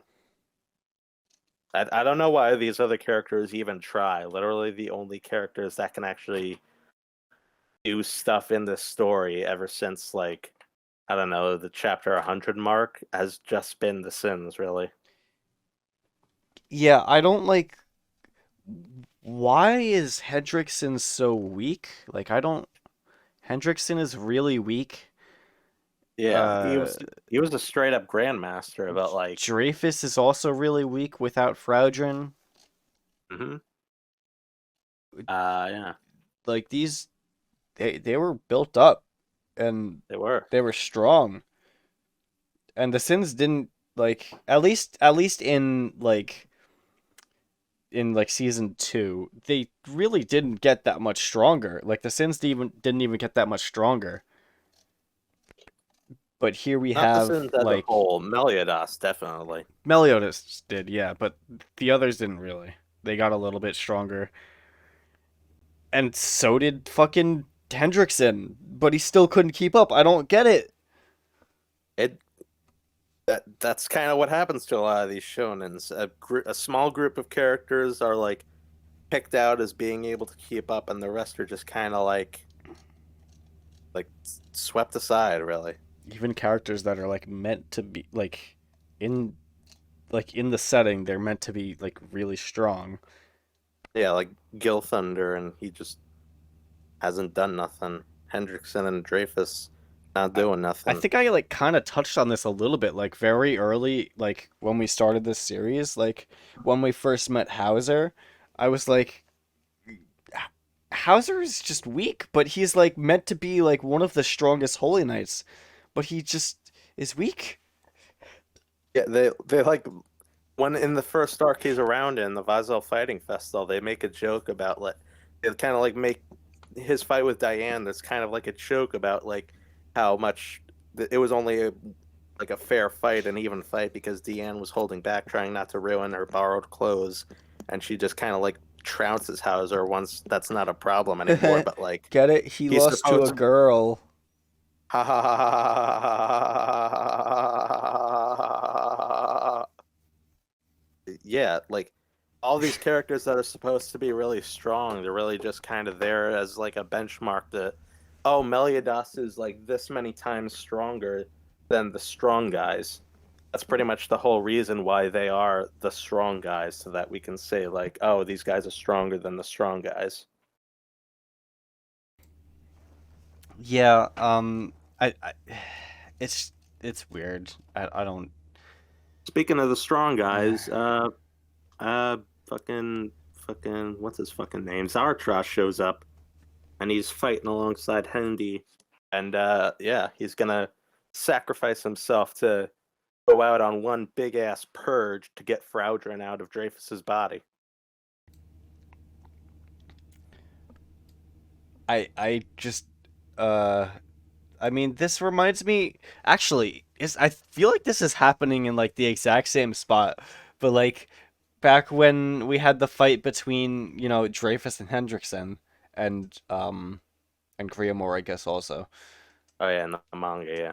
Yeah. It's a very similar situation because we had back then we had Dreyfus and Griamore, who is his son, who is also involved in this instance, by the way. But hmm they were fighting Hendrickson, who was like basically corrupted by a demon or whatever. And now we're having the exact opposite. We're having Hendrickson and Zaratros, who is Dreyfus's brother. They're confronting Dreyfus, who is being controlled by a demon. I see what you're saying. Yeah, And it's a like nice even like little. the setting is very, very similar. Yeah, It's they're like like on top under of the like open a sky on top of Leonis Castle. Yeah, yeah, I see what you're like saying. and it's all destroyed Yeah, and shit. yeah. It's cool. Zartros is able to throw down a big ass purge, thanks in part to the power of Hawk's leftovers breath. Ha ha ha ha. This is definitely a serious moment. Haha. Why didn't they just have Hawk fart in his face? Hork. Am I right? Hawk! Yeah, and Horok. Fraudrin and Dreyfus are separated, and after having it in shadow so much, we finally see Fraudrin's true form. What do you think of it? Uh, he's he's purple man, It's kind purple. it's kind of plain, honestly. He, It's he not look it's not a it's not a bad design. I kind of like the chest mouth, but I also kind of don't. he And like is otherwise, he's just kind of yeah.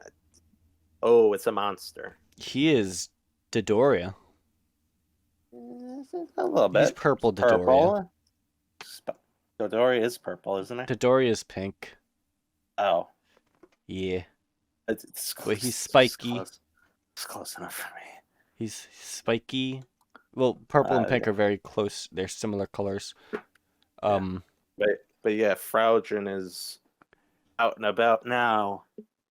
Yeah, he and got spikes. he's gonna. But Meliodas arrives and he throws down with Fraudrin. It's the final battle between them. Oh, and it turns out that Meliodas has gotten even stronger because Yeah, one of his physical clones at half power is 30,000. He's up to 60,000. He's double as strong as oh my Fraudrin. god. He's even Oh, stronger than Escanor. he's Oh. he's such a protagonist. Oh, and he's also evil. Yeah, he's a little bit evil. A little bit. Uh, yeah. So, or is this when Grimoire shows up, or did Grimoire show up a little earlier?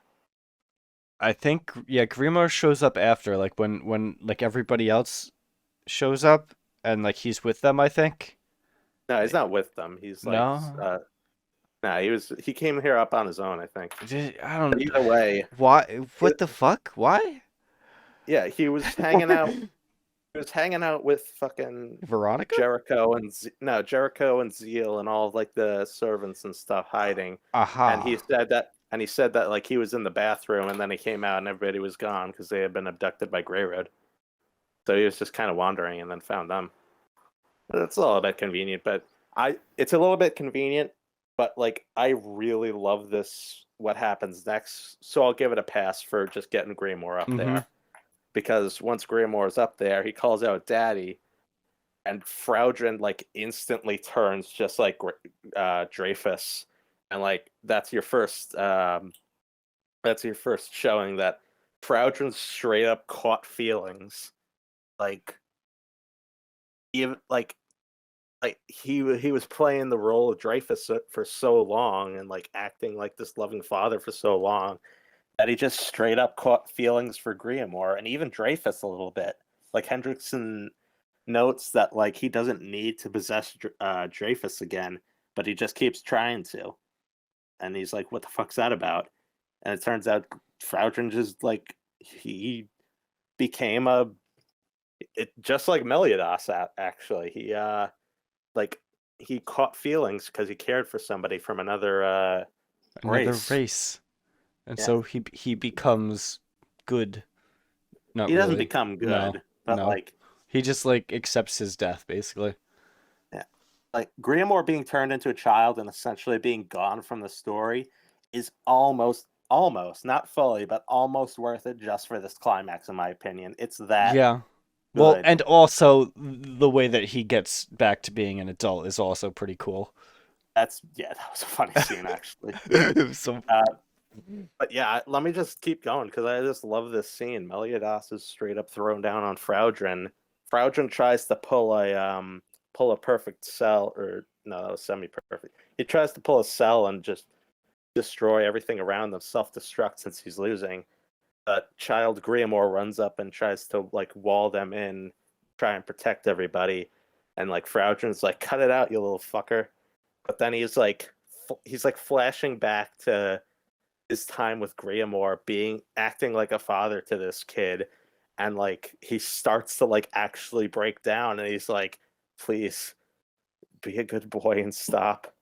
Like he doesn't want Grimoire to die, and he's realizing it, and he flashes back to his own past of like talking to Commandments Gother, like learning what Meliodas did, and Gother asks him like does that make sense to you? Uh, Turning on your own kind and giving up your own how like life and safety for like somebody else, and he's like, no, that doesn't make sense to me. But like now he's like it's clicking for him, and he's like, oh shit, is this what he felt?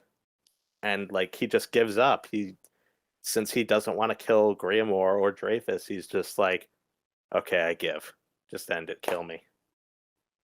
Like, and he notes that like he finally understands Meliodas's actions. It's so good. Like unironically, this is really, really well written, and it actually kind of like got me in the feels a bit. You know? Yeah. I kind of feel that way a little bit about some other stuff that happens with other characters later. Yeah, King, I know you were King, digging the King. next arc. But yeah, Meliodas just like unforgiving finally kills Fraudrin, just straight up blows the top half of him off. But like everybody's like kind of shocked about how brutal Meliodas was about it, and how much he seemed to love it. And Merlin even comments like, even for Fraudrin, that was a bit brutal to do that. Portraying this moral decay in Meliodas mixed with how Fraudrin caught feelings, like really just makes this last battle of the arc really, really great in my opinion. I love it. So Fraudrin's dead and stuff, but everybody's kind of a little not really sad about it, but they're just kind of unnerved at how Meliodas was all, um, Evil? yeah, a little bit evil, just a little bit, just a little Yeah, bit evil. just a little Yeah. bit. Even Bond was a little sus at it, or he thought Meliodas was acting sus about it. Yeah, he saw him vent and he was like, "Well, I don't know about that, man. Yeah, that's how I don't Meliodas know." made it to the kingdom. He vented here. Mm-hmm. Yes. Uh, Escanor comes back. That's nice. Gother's released from the prison, and like he I think he says like after saying I'm seven deadly sins Gother, he actually says like to himself like I am Gother of selflessness. But he sounds kind of sad when he says it. That kind of stuff. Uh, I think I don't think he says it to himself. I think at least in the anime, he also like says it like to the guards, I don't know if he's or at saying he least like says it out loud, loud but enough like that they can hear it. yeah, but like he's not looking at them and like saying it Yeah. for them to hear. Um, So th- it's there's pretty a clear that he is it is correct. He yeah, is from the Ten yeah, Commandments. yeah. But we saw him in Fraudrin's little flashback too. Is Oh yes, we did. There we go. That's yeah. confirmation. Um, there's two little like side chapters that happen later, but the anime slots them in around here in the last episode of season 2. So I'll just talk them now, and the Vivian one might as well. Um, one of the first of them was a little short one. Actually, first we get a little funeral scene Yeah, before these ones take place. A little funeral scene for the Holy Gustav. Knights. Yeah, the most important characters we shall mourn: Gustav, Marmas, Dolgetto. Never Um, forgot. well, Never Denzel, forgotten. yeah, yeah, And Denzel, yeah, yeah. Oh yeah, wait, no, he's and dead. Fuck. Oh no.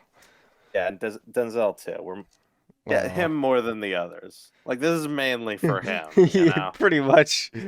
Well, This is the funeral yeah, for Denzel and those other scrubs. Toss them in the pit underneath him. basically.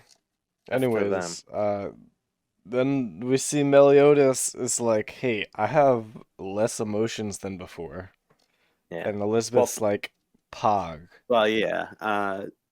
It's yeah. Well, yeah. Uh, I'm glad like Meliodas can actually kind of like show these true feelings to Elizabeth now and be like comforted by her. That's another like step in their relationship that makes it feel easier to read, I guess, Less one-sided, I suppose. Yeah, less one-sided, less all the powers in Meliodas' side because now he can actually be vulnerable around her. Mm-hmm. It's a really nice little sweet scene. Um, and yeah, we'll talk about those side chapters now that we're kind of between arcs. The first is a short little one with Jericho mourning her brother, Her brew. and and we see that like her magic powers are being awakened for real this time.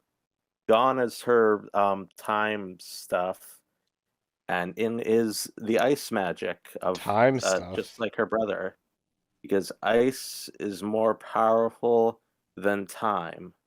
When did Never she ever forget. have time powers?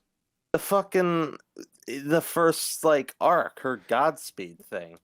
She was like cutting super You fast, and then okay? Your thing. before no Okay. no no no no no no no no shut up. Let me finish. Okay. And then Faisal fighting Festival, she's fighting Bon, and his like regeneration is like not working correctly, and they say later that she was slowing down the time of his regeneration. Really?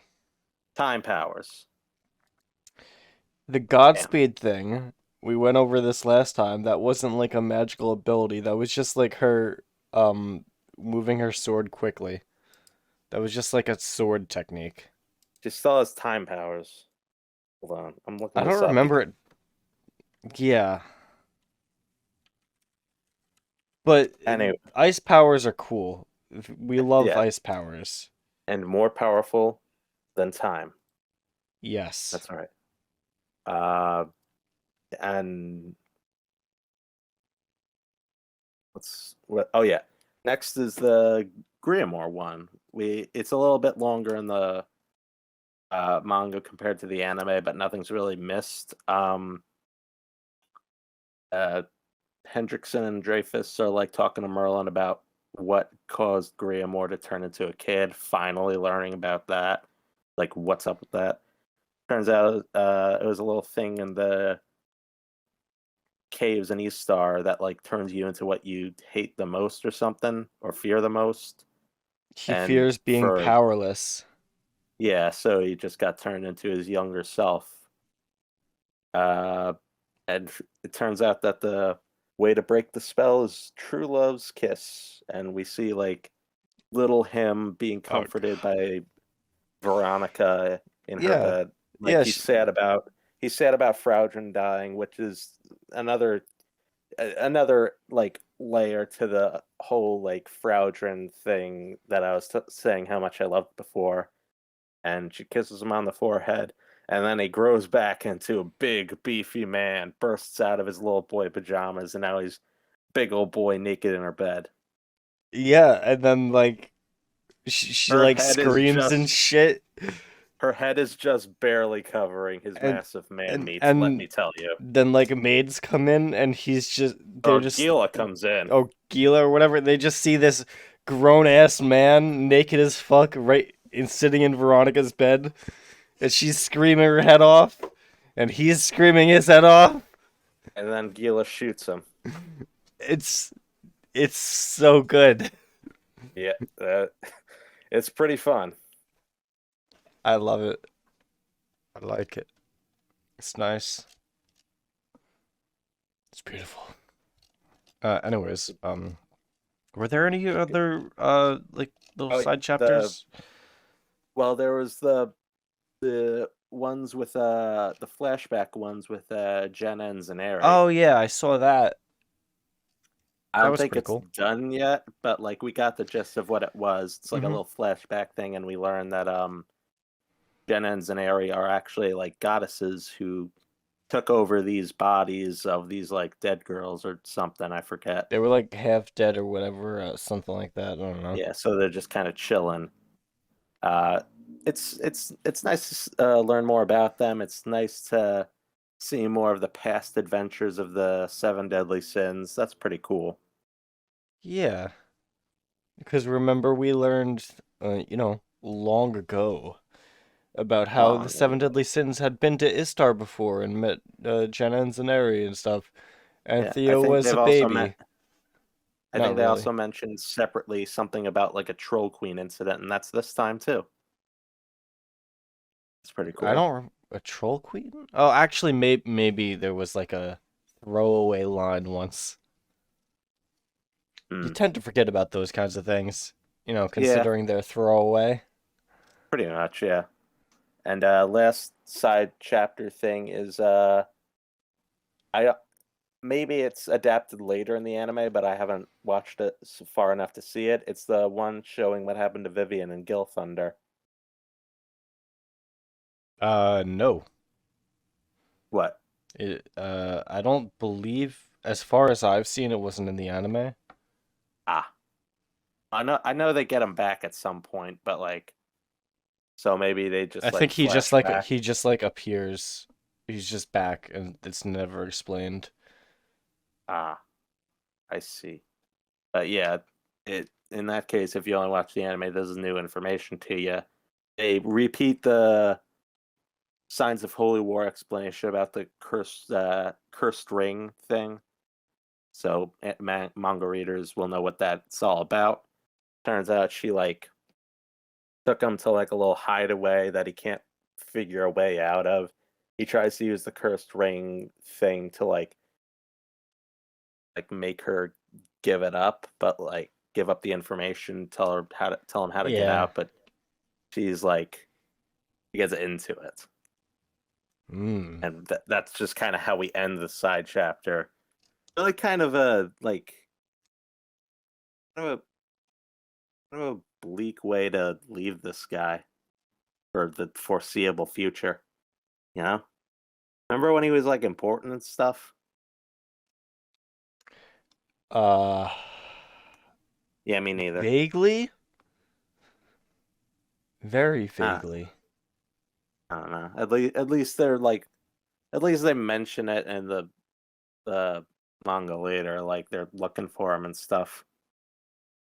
Uh but yeah, moving on now to next the next We arcs, the get memories of the Holy War. the new fucking what's his name? Great Holy Knight. Oh yeah. I can't Well, believe. first we see Escanor simping hard for Merlin, massaging her in the bathtub. Yeah, baby, get it. Well, that's his usual job, as to be Uh, expected. that's true. Yes, yes. Hmm. Anyways, Yeah, the the new Great Holy Knight is Twigo. of He course. came back from the dead, Yeah, that's Moleskine. and that's it. Huh. Episode's over. Nah, it's actually Hauser. Yay, Um, Hauser. I mean, like they give an explanation. Like, yeah, Hauser, he did stuff. He didn't do bad stuff. Uh, okay, I guess Yeah. maybe. Yeah. Well, it's nice that Hauser's kind of getting some respect, even if it's tinged with the jokiness of like him being a proxy, pretty much until like they Yeah, can get somebody better, aka Gil Thunder. I think they even they Grimoire even legit say says it. Gil. Yeah, but They're like like, you're just Grimoire's proxy. not Grimoire, Gil Thunder. Uh, yeah, Same yeah, guy. yeah, yeah, yeah, yeah, yeah. Yeah, they're all the same guy. Like it's They all nice. don't mean anything. Hauser's a good guy. I'm glad he's moving up in the world. Um, Fits. yeah. That's cool. That's cool. Oh, oh yeah, we forgot the vacation bonus side chapters too. The little flashback ones of the original like Seven Deadly Sins, like in the past, like on a vacation, but also not. They're also doing stuff. It's cute. They were fun. You read those, right? No, I did not. I didn't read those. Stupid. I'm so stupid. I'm sorry. Stupid. But yeah, now we're getting into the real meat of things, and meat is a very appropriate word because King's over here wishing his cock was bigger. Mm-hmm. Relatable. Yep. Go for it, King. You He's got it. like, hey, is King's that you, entire Diane? King's entire self can fit into Diane. I don't know He, why he's well, I would I don't know why he's imagine worrying, really. Diane would shrink herself I for the occasion, you know? I think your imagination is a little lacking if you think that's all they could do at their current size. Well, I'm not saying I, that's all they could do. I'm saying I, that I think you're ignoring the possibilities here. Don't even interrupt me. This is a 10-minute topic I need to go on. okay, I go need on. to describe it in detail. They're gonna play Twist and drink some high C tropical punch. That's all they're gonna do. Yeah. Um yes. It's like really cool, I guess. Wouldn't you want to do that? I don't want to do that with Diane. Yeah, I like I mean, Twister. I think she would win Twister, obviously. Accidentally fucking scrapes me to death in her heel. Yeah, basically. Yeah. But yeah, we're back. We're cutting back to Deanne and King hanging out, chilling in the Fairy King forest. Matrona and her As they family are do. there too. Oslo's chilling. Gerard's back. I like that because I like Gerard. Yeah, Gerard is very cool, It's pretty neat. I remember that time she tried to kill that guy. It's dude. pretty neat. Yeah. Yeah. Except she couldn't because she's kind of Immortal. immortal. Yeah, can't really die. But you Yeah. know, Kind of like Railroad. I guess not. yeah. Oh no. Oh well. Yeah. Uh, Yeah. yeah. So So they're just they're just chilling in the Fairy King's forest, like, cause it's safer, I suppose. it's a nice little day out. They're having a little party. Yeah. They Gloxinia's do a big dance. Gloxinia joins in. I like that you can kind of see him in the background of like a panel or two while they're partying. They're like, damn, I need to be a part of this party. I feel left out. Yeah, And yeah, he's digging it, baby. And he's like, as they're damn, partying, this new album is fire. yeah, Veronica and Gila, they're like a EDM duo. They dropped their newest beats, and the fairies are digging it. They're digging those jive tunes. You know what I mean? Exactly. Yeah. But as they're partying, Deanne and King they get like spirited away in all the fun, and they wake up in a little hideaway, Droll and Gloxinia's hideaway. Pretty neat looking hideout, and I like all the details that the title page of chapter like 200, I think, maybe 201. It gives like details on how they built it and how it's a combination of their magic. It's fun. Uh, but yeah, they Droll and Gloxinia, they're there to throw down. Yeah, Hell yeah. I think hell yeah. it's pretty interesting. Like we haven't seen Droll and Gloxinia in quite a while, honestly. They were kind of like the Yeah. main like big bads of the Fight Festival arc, and Mm-hmm. like then they were Once the like other pretty kind of much the made only ones that were absent, like in the last arc, the defensive battle for Leonis, yeah, aside from Galand Melascula and and Galand, who Galand, is who is dead. dead. Ye F. Yeah. So yeah, F we've indeed. spent a little bit, but now they're back and they're throwing down with King and Diane, and they just kind of trounce them pretty As easily. expected. And King and Diane, they think they're gonna die, but it turns out that they're good guys. Wow. Oh my god. Yeah. Who would have thought? It, Meliodas beat the shit out of them, so they were like, okay, I guess we gotta be good now. yeah. Yeah. At least it wasn't that they were good the entire time, and instead it was just like they went back to good after fighting Meliodas. Well, I don't That think it makes it. would. It's like a little bit more complicated than that, but Yeah, they were basically, yeah. like if Meliodas didn't wasn't like around, they would still be Ten Commandments and Mm-hmm. like not having any plans of resisting anymore. You know? Yes.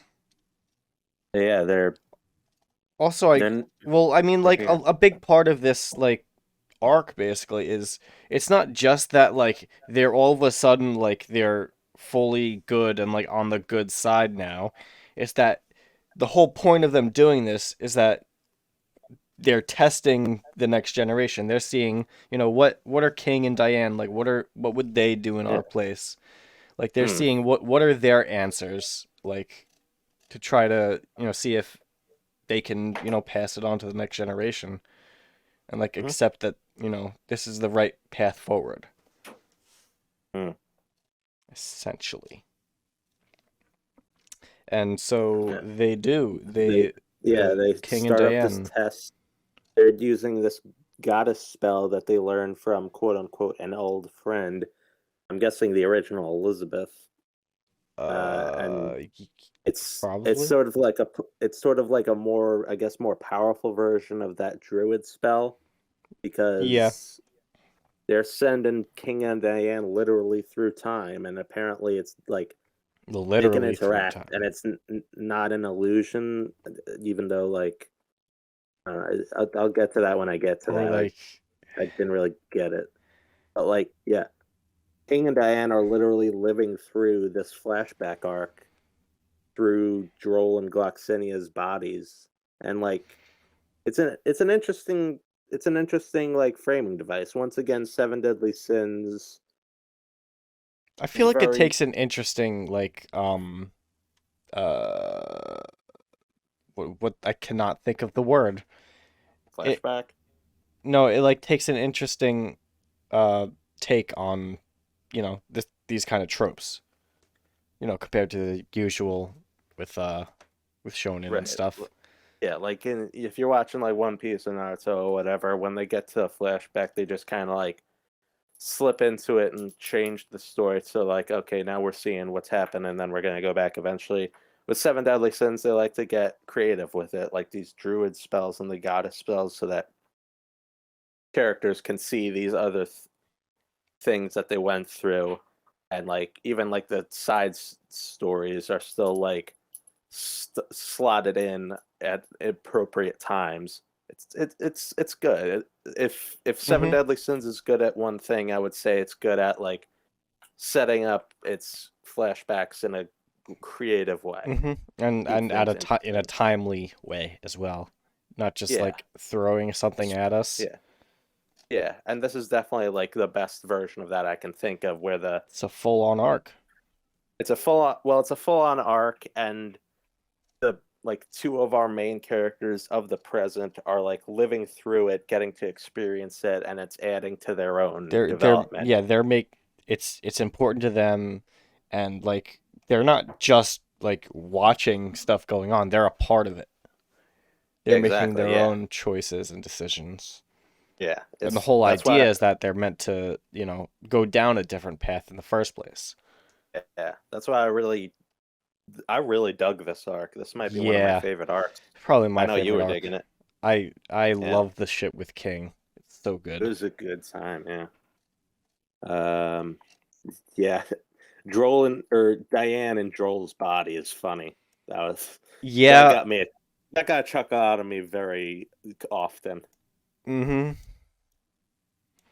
She just Yeah, is a big muscly guy with four arms and like but gray skin. she's still got like her normal body language and Mm-hmm. expressions.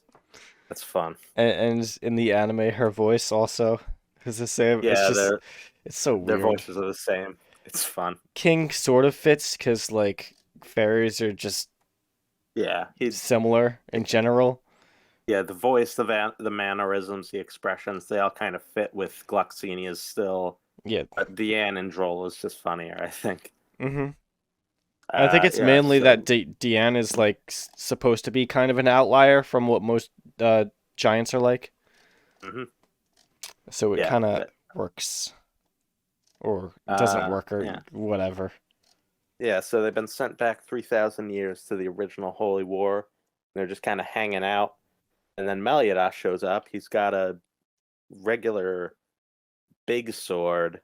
And then Elizabeth shows up, and she's a goddess. I Whoa! can't believe it. I never expected this ever. Such such a big reveal. Elizabeth was a goddess all along. Oh my It- god, I thought she was just a regular girl. yeah, Yep. Uh, anyways, so yeah. Oh everything is yeah, cool now. What's up? uh there's another thing I wanted to mention about like the setup for this arc. Having Deanne and King like experience how strong their counterparts were by being in their bodies, it gives us like a nice level for them to reach for instead of just like a generic general stronger. Oh, I got stronger. No, like they learn how to use, higher levels of the same abilities that they always have.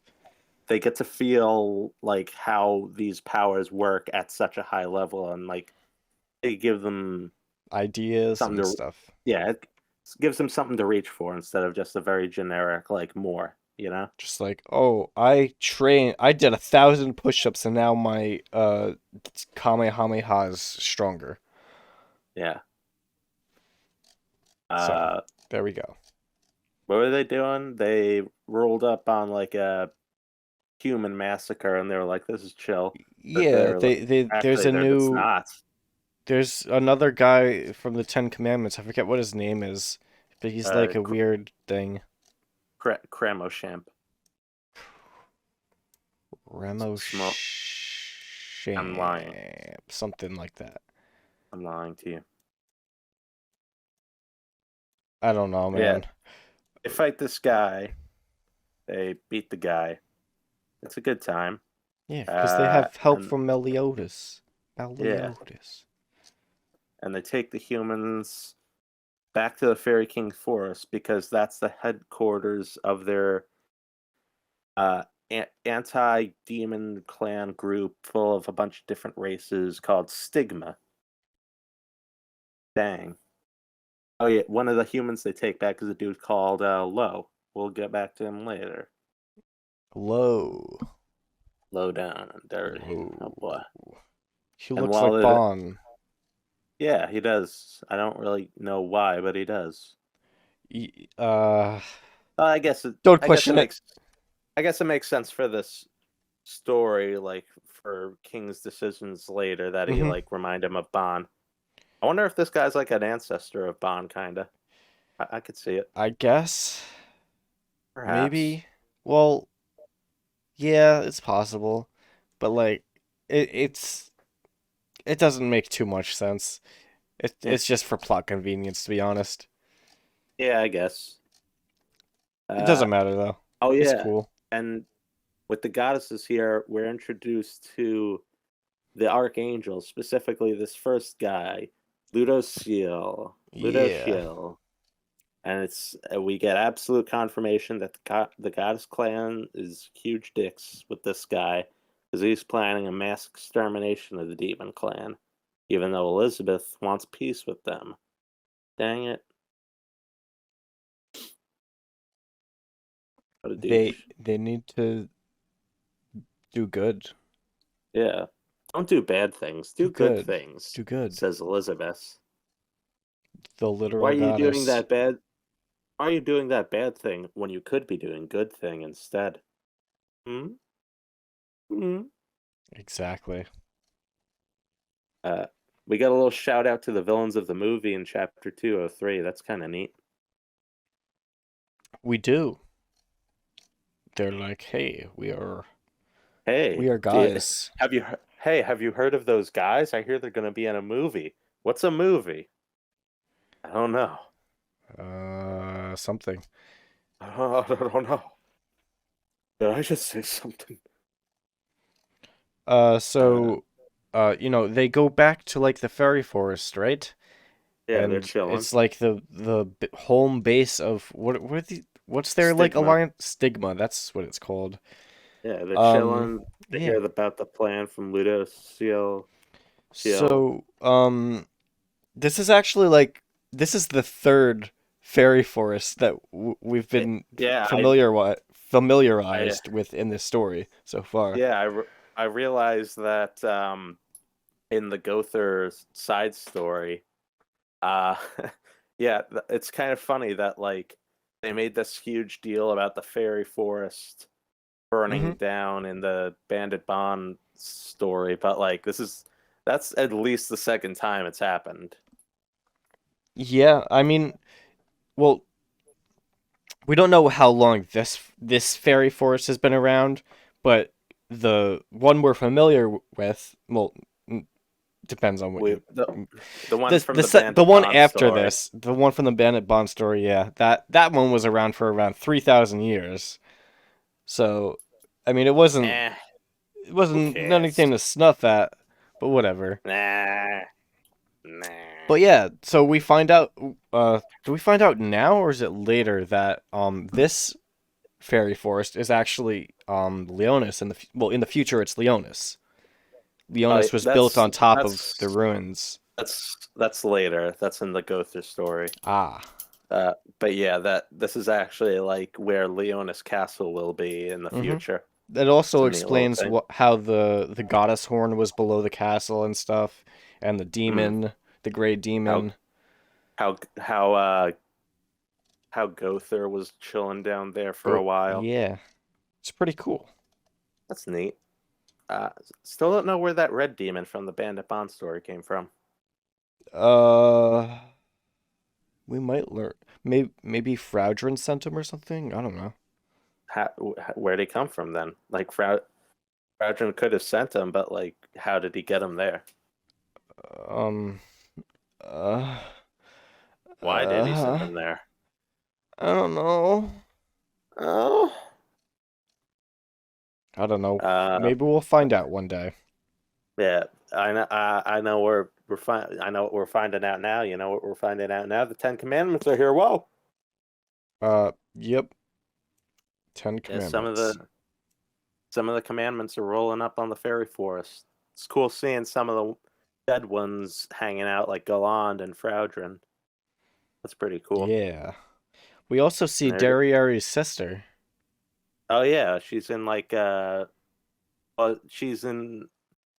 Well, first Elizabeth goes out and sees she can make peace because she's nice like that. But this was like part of Lucille's plan too. Turns out he was. This was like the whole like demon hostage thing that was mentioned by Nerobasta to Derriere in the last arc. Like that was now, and we see these giant balls of arc, the spell being activated, and they kill a bunch of demon hostages, Is very big. humanoid demon hostages, because we can't feel feelings for like the red and gray ones, so they have to look like humans. Yeah. Yeah, that's how it works, didn't you know? Mm. I can feel sympathy for monsters. I've heard sympathy for the devil. Come on, fat. I always have sympathy for the devil. If you didn't know. He's our main character. Yes. Uh, Uh, but yeah. yeah, peace was never an option, and the throwdown commences. They do big fight. Big They battle fight fight. they fight Archangel peeps. If Yeah, two more archangels show up. What were their names? Sarah and Sariel and Tamriel, I think. yeah, they're like Tamriel is the three-headed guy, right? Uh, yes. I like him. I like his design. The other guy just looks like the powerful, childy-looking boy design that like It's you've Vegeta. seen on King and Orlandi and Meliodas and Gloxinia and other characters in the future. It's big guy and little guy. It's Nappa and Yeah. Vegeta. Uh, Yeah, so yeah, as big usual. fighty time. Uh, it's it's a pretty cool battle we got going on here. I love villain on villain battles, and it feels like we're meant to see the commandments here as the ones to root for, kinda, because They're like so they're outmatched, and like it's a the goddesses are kind of being douchies. yeah. Yeah, the goddesses just killed a bunch of hostages, and they're the ones like on top in the fight. Why wouldn't we like be rooting for the commandments? But they're like still Yeah. the commandments, so like, you know, it's all about it's the same as like what Meliodas, I think Meliodas said it earlier. He said like in wars like this, no one's really the good guy. Yep, basically. It's That's all about pretty. perspective. It's all about the he said she said. Yeah. So, You you see know, Derrieri's arm gets shredded. It's pretty dang gruesome. She explains how it's gone in the present, you know. You Derrieri's could think, arm, yeah, she gets shredded against that little dude's wind barrier thing. but she has her arm in the present. No, it's like covered in black magic stuff, darkness. Oh, I guess I didn't like assume that meant she didn't have an arm. I just figured it was covered. Nah, I read it was like gone, and this is how it was gone. That makes a sense. You s- Anyways, Gother's doing shit. oh yeah, Gother and Molaskil is here. They're chilling. Yeah.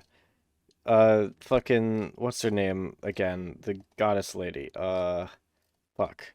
What's her Narrowbasta. Narabasta. Yeah, she's like, I'm gonna serve you, Lord guy. The And Ludos yell. yeah, and it turns Gother, out she was being tricked by Gother. dang, and they're doing something. They're He gonna do memory thing. turn the heaven gate into a demon gate. Oh no. Many demons gonna come and they're gonna rape and pillage, Dang it. maybe. Back in the fight, it's not looking good. So Derriere and Mounspeed are pulling out their secret technique, their forbidden technique. The technique, it's Endura. Yeah. Endura. Endura is really fucking cool. It's It kind is of pretty fucking cool. yeah. I uh The I've sacrifice to seen their the hearts, wiki and it's unfortunate they we and they like never use it again. we don't ever see it again. No. That's unfortunate, yeah. Yeah. It is pretty dang cool. It seemed like something that like either everybody's gonna do it or nobody else is gonna do it. It Yeah. didn't feel like there was gonna be any in between. I mean, like the big thing about it is that like there's not really any going back from it. The only Yeah, reason Darriere and Monspeet did was because of Elizabeth was like, "Hey, I'm nice. I'm a good yeah, girl." they get out of it because Elizabeth saves them because she's cool like that. Yeah, It's just like Elizabeth to save her enemies, she do as we good saw thing. in few arcs ago. And also when she saved Golgius, very recently. That's it. Yes. Yes. Oh, that reminds me. I didn't even talk about it, but back then when she saved Golgius, Golgius was like, "You didn't save me because you're just nice and you just didn't want to Is see this me about hurt." how? Is this about how you're talking about how like it felt weird to you because Golgius did more than just be enemy? Because you talked about this. Dang it. No.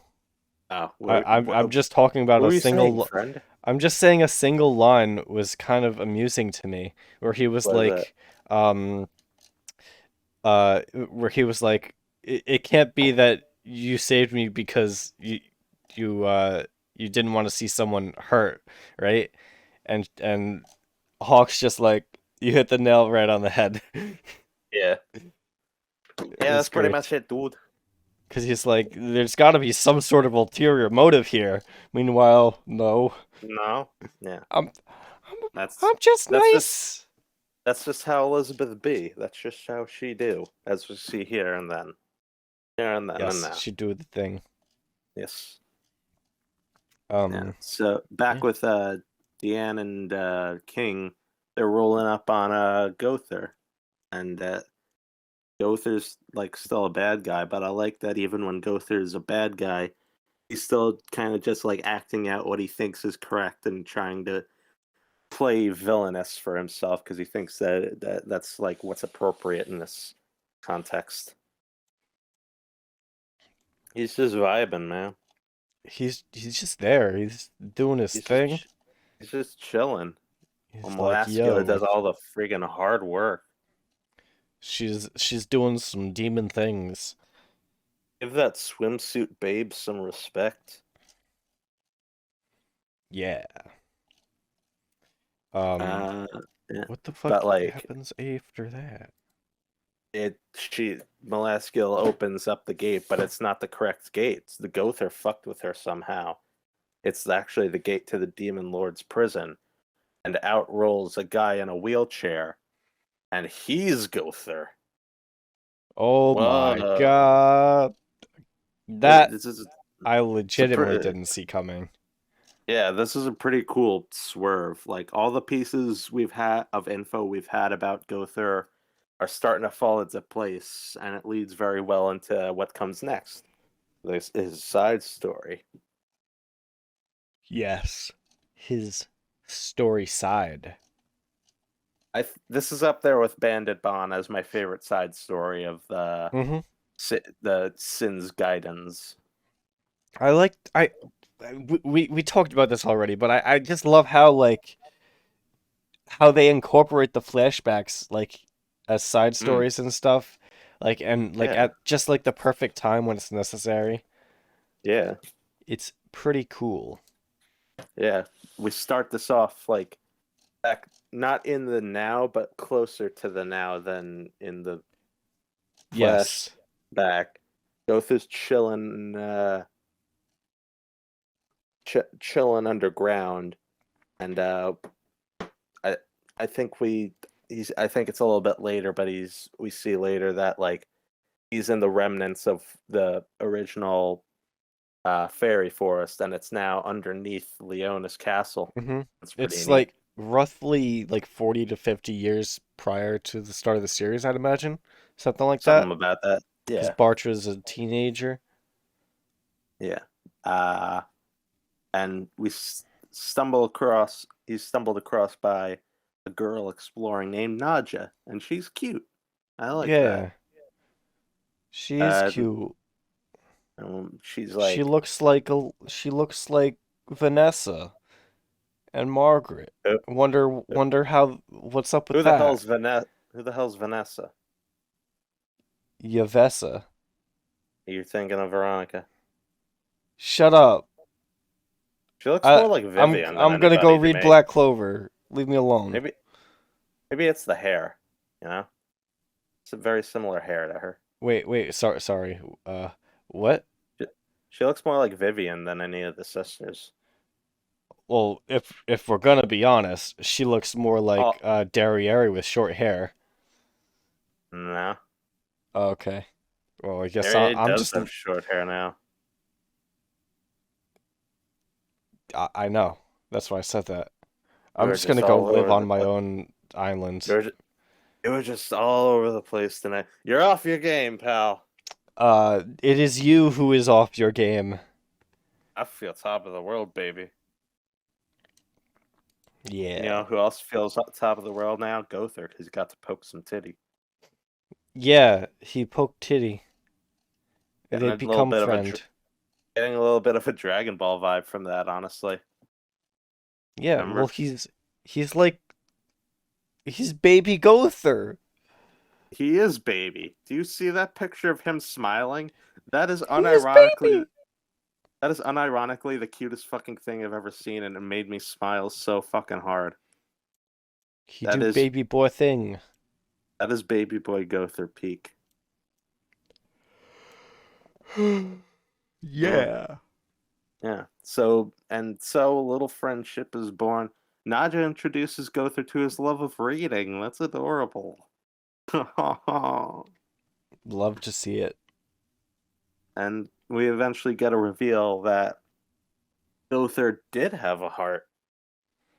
His heart Yeah. is, and it's like that's the real eye catcher because now we're kind of like on a we're on a path in this story now because now we know by the end he'll lose it, and we're waiting for the impetus of that.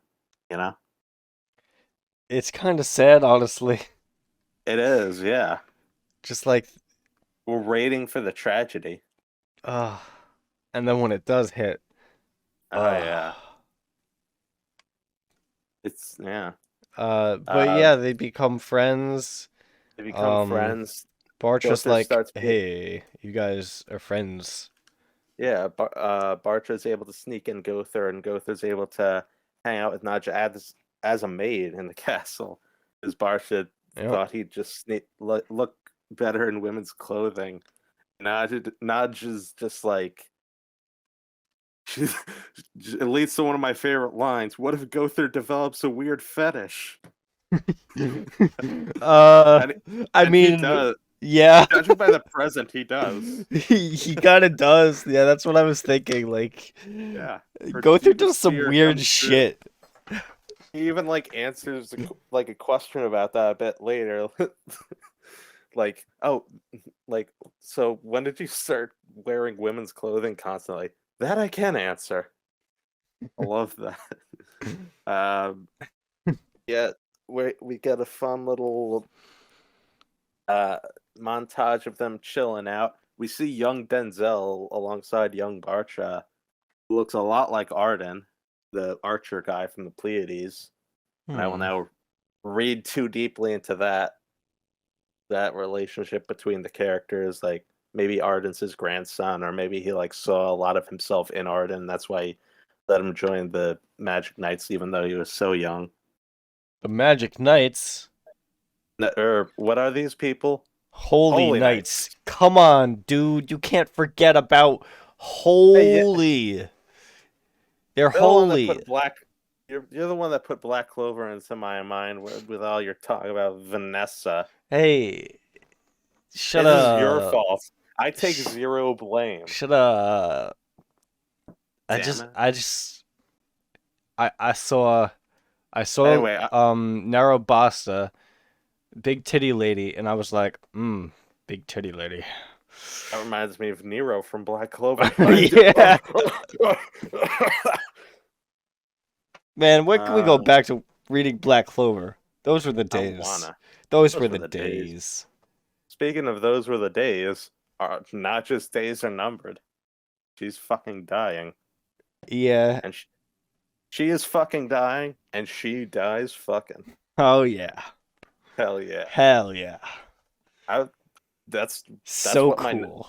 that's what my notes say. My notes literally Wait, say, really? dang, they're straight up fucking." Nice. Yeah, Gother fucks her to death. Well, Which is yeah, yeah, her basically. her heart her heart's about to give out anyway, so she and Gother consummate their relationship, and she dies, but Gother has a freak out because he doesn't want her to die because his emotions are new to him, and but he doesn't want to feel them if he's going to feel this terrible about having the person he loves just up and die on him. And unfortunately, he gets a little Aggressive, shall we say? not not the Forceful? the nah that all he does is take out his own heart and rip out her heart and try to put his heart into her heart so she'll come back to life, and then it fails, and the guards come in seeing him on top of her naked with her heart ripped out. I mean, Yeah. can we all just say Who hasn't? Am I right? I've been there. Yeah. Have If if who if you say you haven't been there, you're either lying or dumb. who among us can cast the first stone in this situation? Am I right?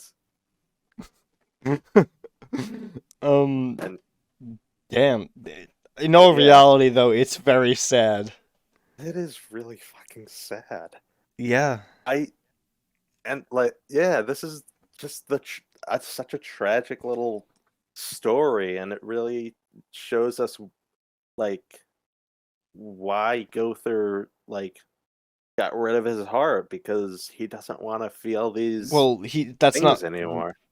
that's not why he got rid of his heart. He got rid of his heart during Well, this, and well then he he got rid erased of his memories. That's the thing you're saying. what? Yeah, He yeah, erased his memories, and like because he didn't want to remember this. yeah, He remembers yeah. what it's like to have a heart. He remembers He, the pain he felt. he So that's yeah, why he removed his memories. he shut out his emotions. He removed his memories because he didn't want to feel this terrible stuff anymore, and it's Hmm. sad. This is definitely one of my favorite guidance after that because, like, dang, is it sad. Gother, Gother's not my favorite character, but he's definitely the character I'm most interested in. He's definitely up there for me. Probably my Yeah, second favorite, or maybe my most favorite. I don't know. he's definitely up there. Yeah. Anyway, back to the present, which is Oh, also the hold on. past. What? Also, What do you? this the fucking it doesn't happen in the anime. It Oh, they reminds don't me fuck of in the anime. no, they no. It's just like they like kiss or whatever. I don't know. And then it's like the same thing as what happened with Gila, where he literally Gother literally had sex with Gila, like raped her basically in the manga, and then in the anime it didn't They cut happen. out that they cut Yeah. out any mentions of him Mm-hmm. soiling her or whatever he said. Ah. Yes. So wait, so okay, so you watch the anime of this? I read the manga and watched the anime. Okay, I didn't have time to watch the anime fully, but like if that's the case, then why is he branded the sin of lust? It's Like what? because it looked like that's what happened. Oh, so he was still like he was still like on top of her when the guards found them. They just didn't like Basically, actually consummate. yeah.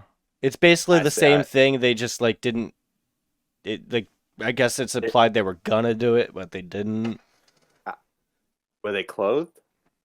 Yes. Oh, okay. Okay. Okay. Now I see what It's you're basically just saying. censored. That's all. That makes sense. Yeah. Season 3 does a lot of weird censoring. They turn the blood like white, so it looks like Hmm. everybody's just leaking cum out of their heads and stuff. Wait, do they turn the blood white? I could have in the Mm, version I was watching, it was white because I remember in the first episode in that little bit of a filler, they grab one of the demons grabs that guy's head and their claws draw some blood and it leaks white out of his head. did you watch it on Netflix? No, I watched it on like a site. It was Was it? probably the simulcast version, in which case sometimes it's censored like that. Ah, okay, I The see what you're Blu-ray saying. releases, which is what's on Netflix, is always uncensored. I If got there you is an now. uncensored version. I see. Yeah, kind of like how when Dragon Ball Z aired, the blood was like purple or some shit, and then when the Blu-ray, the DVDs came out or VHSs or whatever, it was I not. gotcha. I gotcha. Anyway, back to the present, which is also the past, which is also the present. Yes. Wheelchair Gother has arrived. He's Oh my chilling. God. He's Gother He selflessness. He's he's a cool hanging. dude. He's a nice little dude. Nice little dude. Nice big dude. Uh, He, he's he's he's he's a, big, big boy. a dude of adequate size, I Hmm. would say, for myself. Look at the cock on him. I can't. He's wearing pantaloons. That's not stopping me. Don't stop me now, baby. Anyways. Yeah. um. Is So, this when the humans are doing their thing? I forget. yeah, the humans do their thing. They're like, hey, we're going to kill everyone. How's that for fun? Yay! Yeah, turns out Lo was actually evil. He was a bit of a dick, yes. Or Even though he promised to protect Gerard.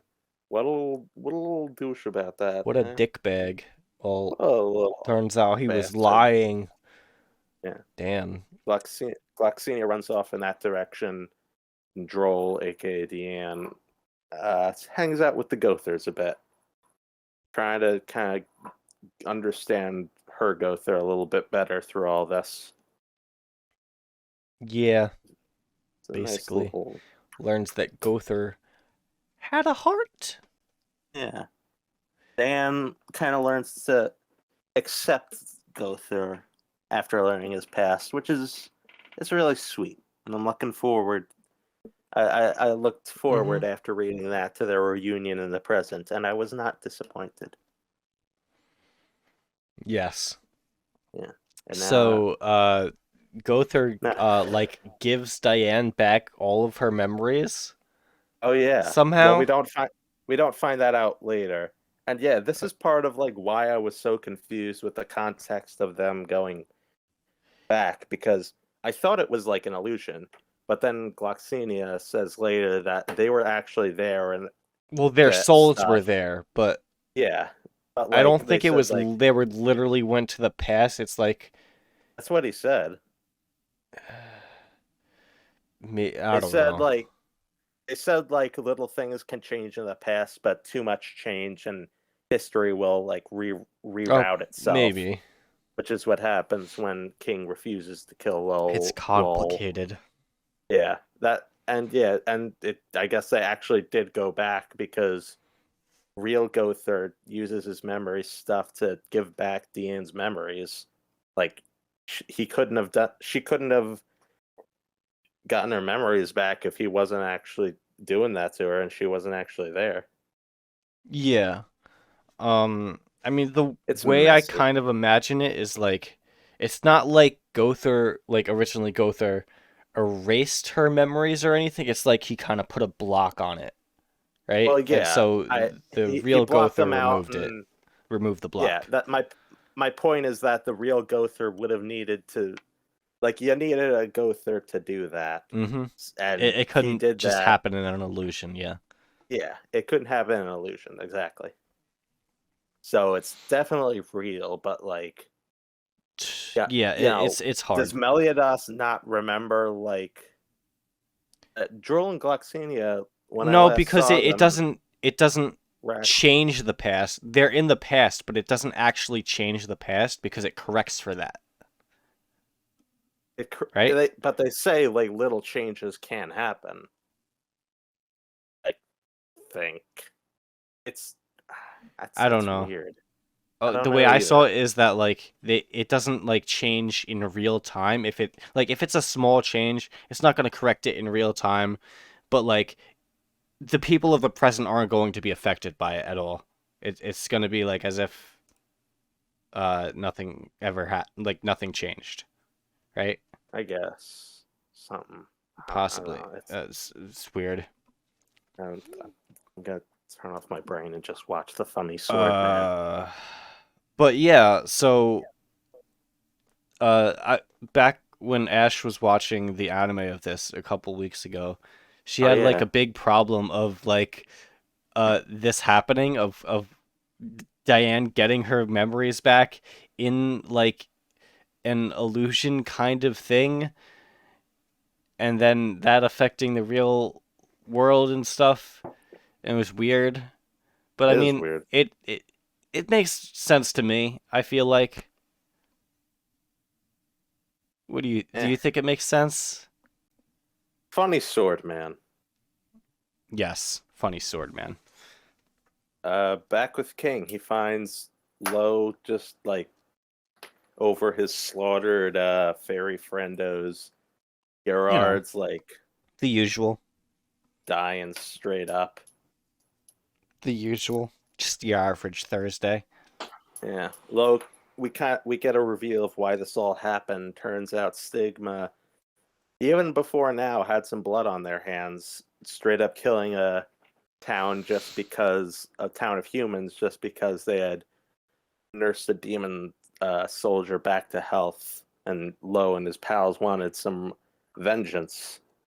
And it kind of kick-started when he was talking to Gerard, and he learns that or wait, was this King talking to? I don't know. I forget who she said it to, but Gerard, turns out she knew about all the demon hostages, but for the sake of ending the holy war, she kind of went along with it, didn't point it out, which yeah, Gerard wasn't just innocent back then either. She had a ends justify the means side to her too, and that's something we kind of know from the present. Time just kind of exasperated that, and I She like knew that. about that?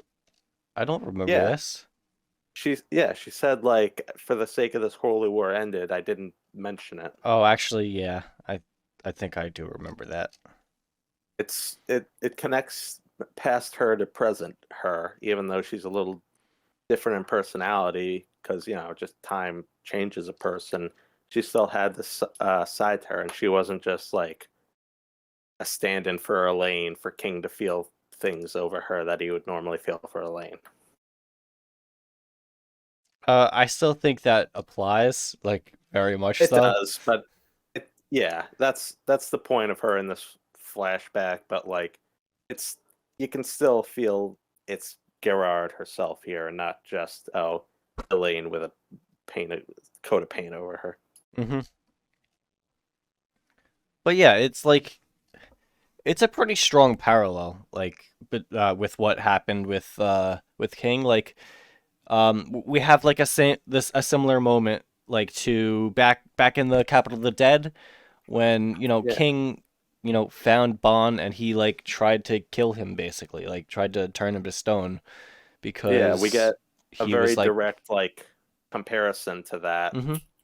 All these direct And so comparisons with Lo and Bon. he's made to make the decision again, should I actually kill Lo here? Is that going to solve anything? And so he Right. decides not to. Whereas Yeah, he Gloxinia, he did. just fucking murdered that dude. Yeah, straight up. It really shows how much King has changed and grew since we first were introduced to him. And I like that. I'm glad. Hmm. Straight up. And that wins him the trial. He's able to get out after that. Yeah, because as The you right were choice. talking about earlier, he kind of he makes a different decision from what Gloxinia does. It's different from the cause and effect. Kind of kicks him out of the past and sends him back to his own body, basically. Yeah, It's pretty exactly. Yeah. cool. However, Diana's still there. She's trapped forever. Oh Or no. not. She gets out. Yeah.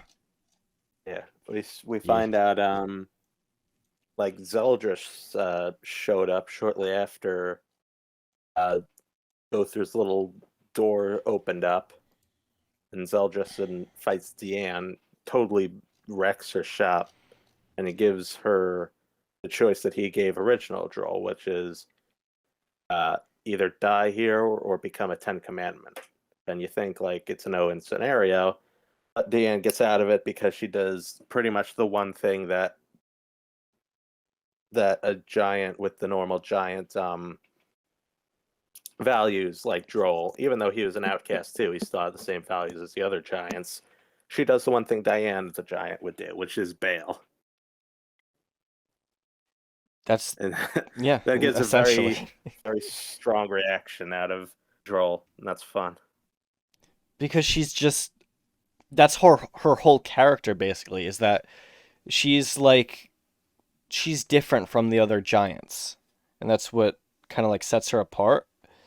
Yeah, And honestly, that's literally her whole character, but I don't know. it's a good time. And it, this is where we see that Gother did what Gother did to her was put her memories back, because she gives King a Big old kiss. It's kind of weird looking with the size difference, but it's sweet. And King's reaction is fun. Because she gets her memories back, and so now they can finally do stuff. Now King can finally climb inside that wet, slappy. Uh, Uh, uh Mike, what? please, What? please no. What? I was gonna say. I was gonna say mouth because he's Oh, like, so Vor now. Vor is okay. dude, his entire head like fit between her like Her, puckered lips. I yes. think he could. I think he could just like hang out in there. Honestly. Well, of course he can, yeah. Well, I mean, he can hang out in between her cleavage too, so, like, Oh yeah, yeah, I remember that. yeah, that's happened. He could swing from her pigtail if he wanted to. But Dang. man, I know I've What? talked about this before, What do but you want? fucking Diane's memories, like, coming and going all the time is so fucking annoying. It Yeah. feels like their, like, relationship, like, if it wasn't fucked with by, like, this whole memory bullshit, Yeah. it would have We'd been have. at this stage for, like, at chapter 10. If yeah, it feels like we could have been here 100 chapters ago, but like we had a hurdle put in It's when it could have. literally just basically to fuck with them. There's nothing like more between them. Pretty much, yeah. But now we're here.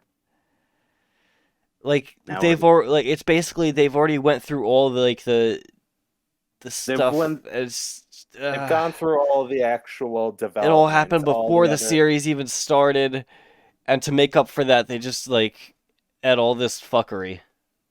Yeah. But now we're here, and isn't it sweet to see now? Yeah, Finally. yeah. King is naked as usual.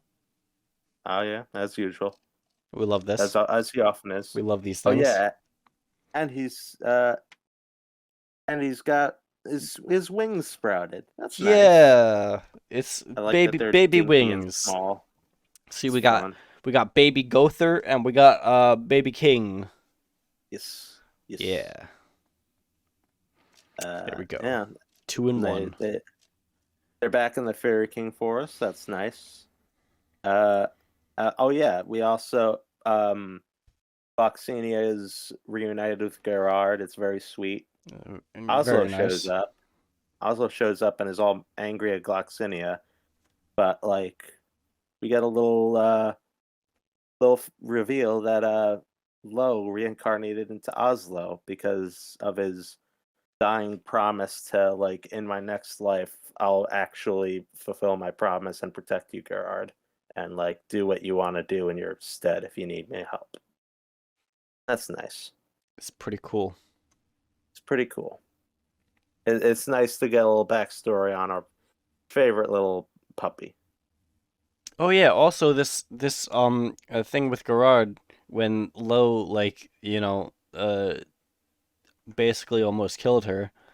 That it actually explains like he like what's up with her hair her eye and shit. And our legs, yeah. And her legs. He literally chopped her legs off. I thought she was just like that originally. Wait, Like, did he do it or did that other guy do it? oh, I think it was the other guy. I don't know. But yeah, I thought originally, I just thought Gerard was like, she just didn't Like have that? legs. It was just her outfit. Well, no, like just she just didn't have legs like when she was born because fairies are like not people. Ah, Like not humans, I mean. So like I didn't think I was like I guess normal rules don't like apply or whatever. right. But yeah, that But is it neat. turns out she just got her legs chopped off. That's As wholesome, I one does. guess. As one does. Yes. Yeah. Uh, nice. Yeah. That And explains her cool design.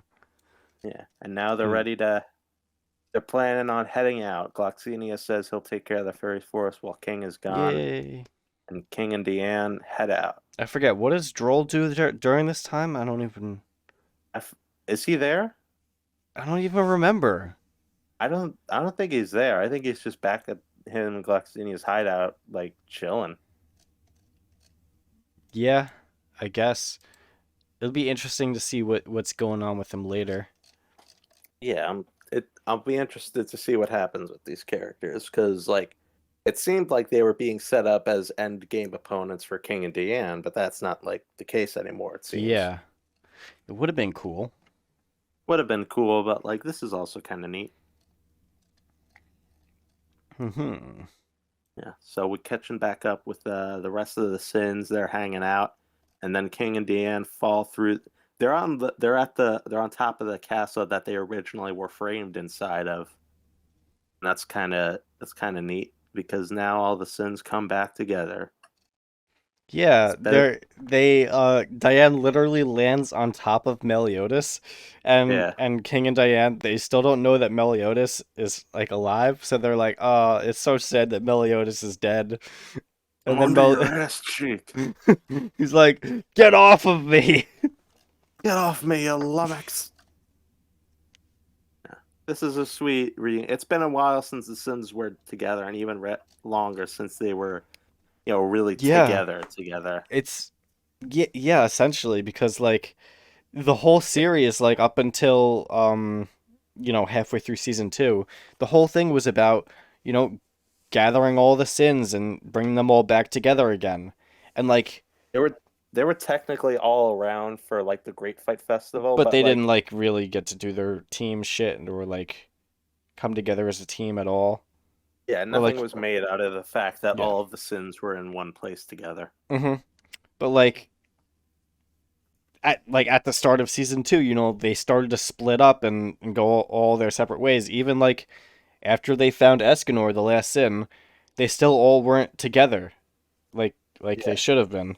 And so they it's were taken all all this time. yeah, but now it's really there. It's really Yeah. happening. And they're gonna go on their next mission soon. Yeah. But first, First, it's go through. Gother's gotta talk about his heart.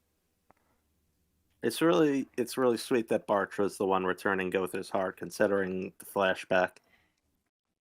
Yeah, That's it's nice. cool.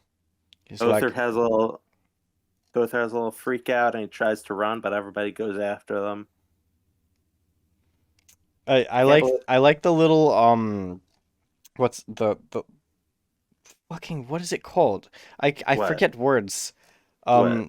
The like skit or whatever of like Bartra like trying to make his Oh entrance, yeah, and that like joke. Merlin just keeps talking over him and he doesn't get to like walk out and make his grand entrance as the king And he tries to pretend that like he wasn't just standing there, like the whole so it's time. like, yeah, like he's when he finally gets a word and he's like, I've just arrived.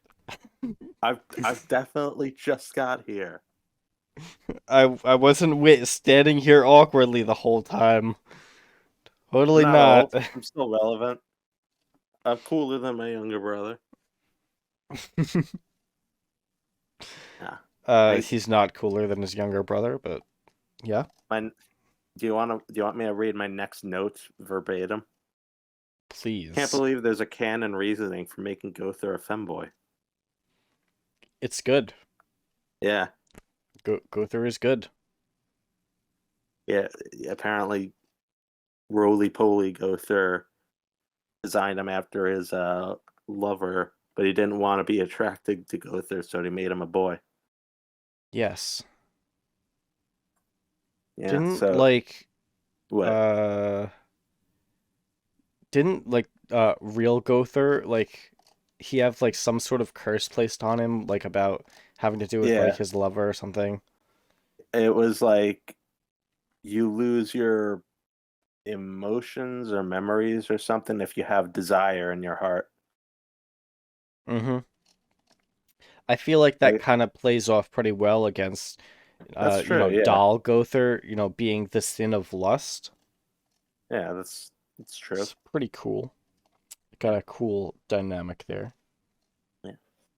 Deanne and King catch up with the well, first Deanne really catch up with Deanne's like Gother. making some like taking a lot of initiative here. Like, she Yeah. promised Gother, in the flash I'll in the weird flashback, yeah, time flashback thing, that and she was gonna time save him. mortuary. And Yeah, so here she is. She's going after Gother. yeah, she does her.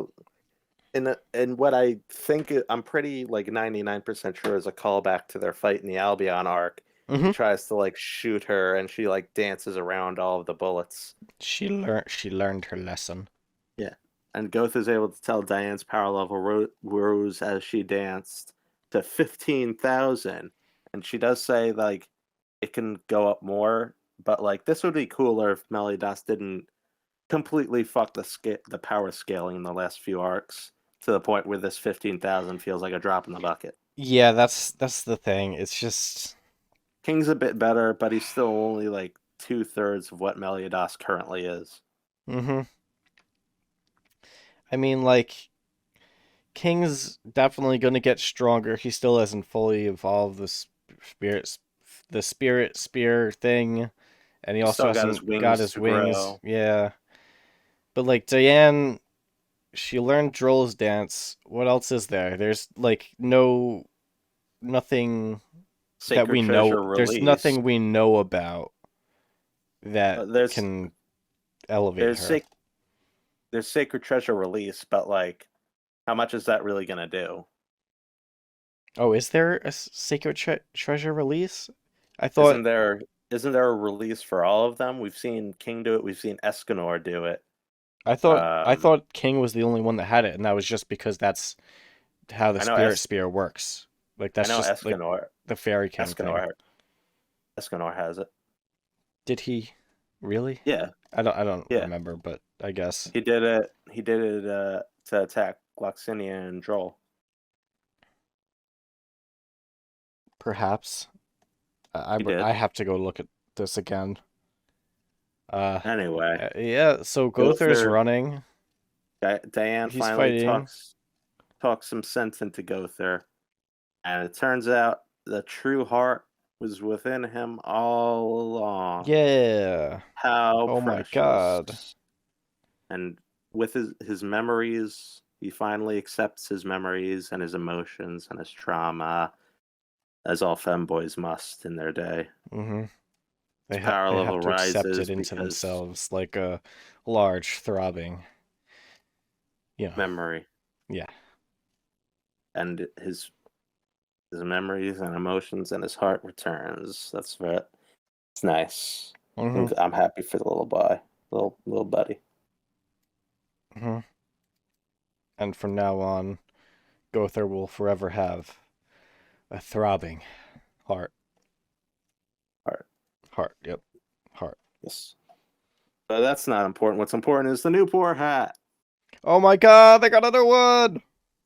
It looks good. It's pretty cool. Yeah. I I like the old actually, one yeah. more, but I'm probably just used to the old one.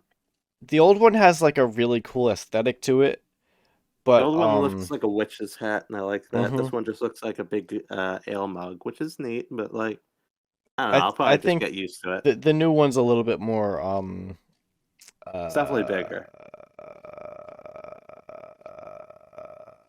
What? I can't um I don't know. I don't know anything.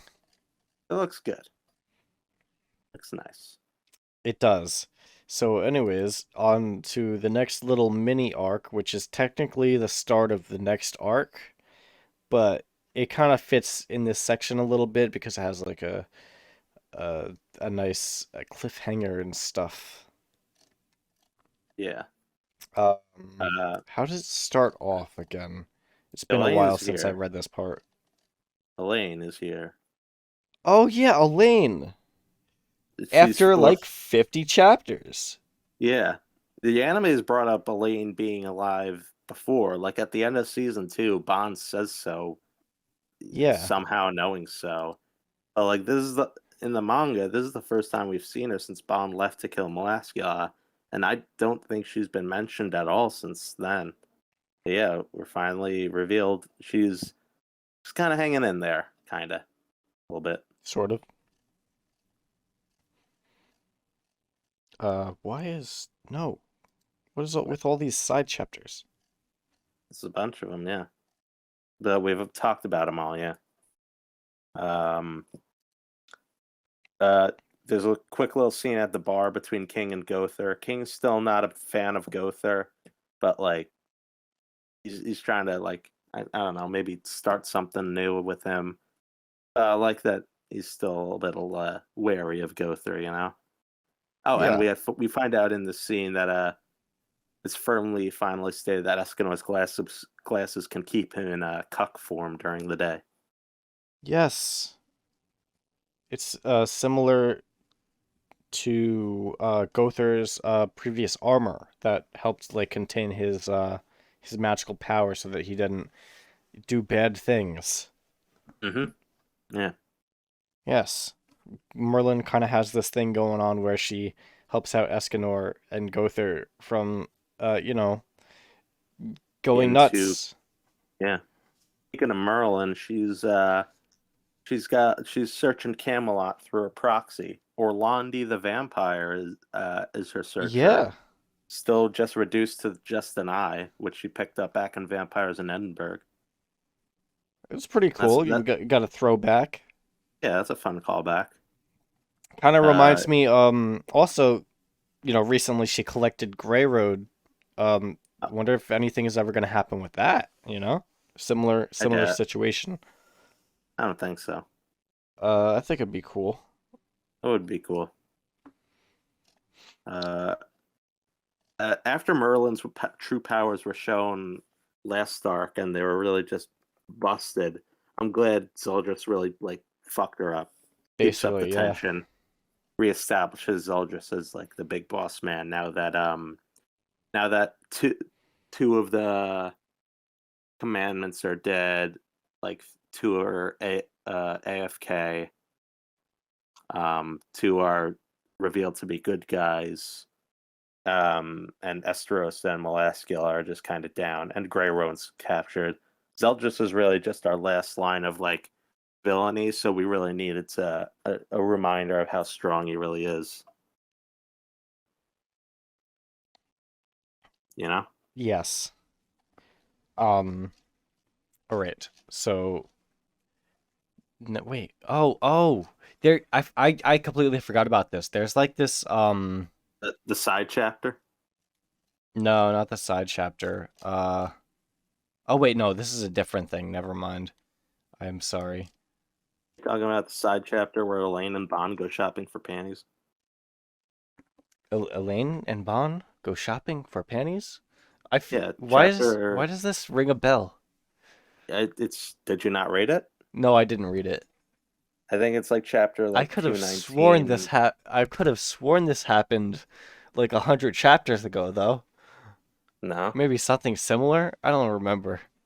no. It I sounds think you're I should read this. I love panties.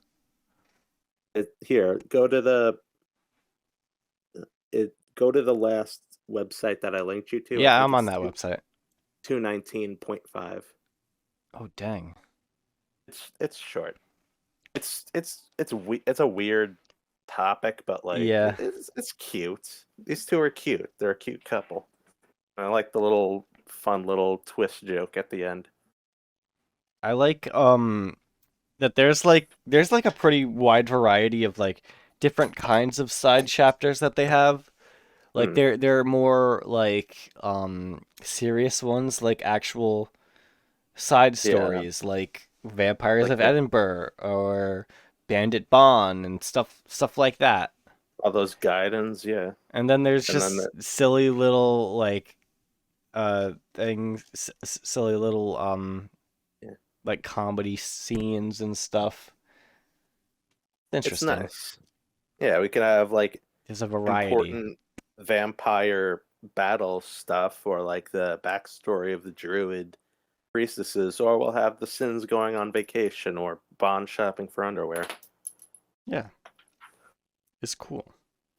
It's nice. Uh, Anyways, so yeah. as we What's saw, after that? Merlin got fucked by Zeldris, and then Yeah, fucked up. Elizabeth Yeah, went to go, save her or whatever. I don't see why the Merlin's like worrying really badly about Arthur, but like I don't get why. We last time, We well, don't know. I get why, but like the last time we seen Arthur, he seemed fine. Like I don't know what really prompted this sudden fervor in Uh, her search. there's probably like some story. I still don't know completely. We don't know what's up with Arthur yet. Yeah, So, we don't know like what his current status is, but like it's weird to suddenly be so worried about it when like last we saw of him, he was doing okay. hmm I'd imagine like our worries will be dispelled Hmm. next time we read, but we'll Oh see. yeah, yeah, I think it's in the next section that we get into Arthur. Maybe I'm not sure. yeah. Oh yeah, my next note is holy shit, Margaret's doing something.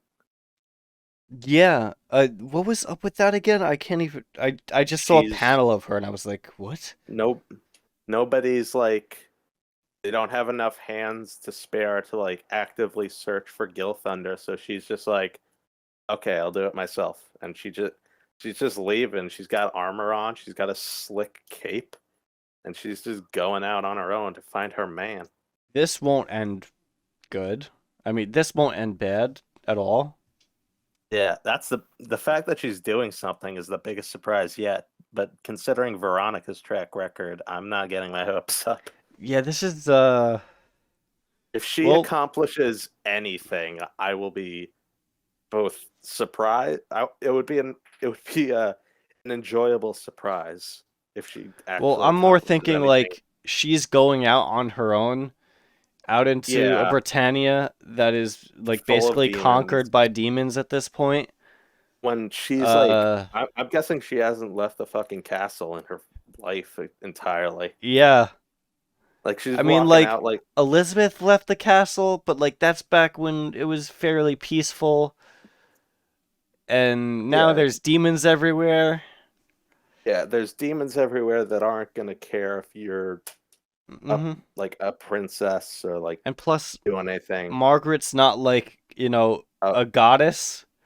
yeah. So, Nor does she even like know how to do anything with a sword like Veronica. yeah.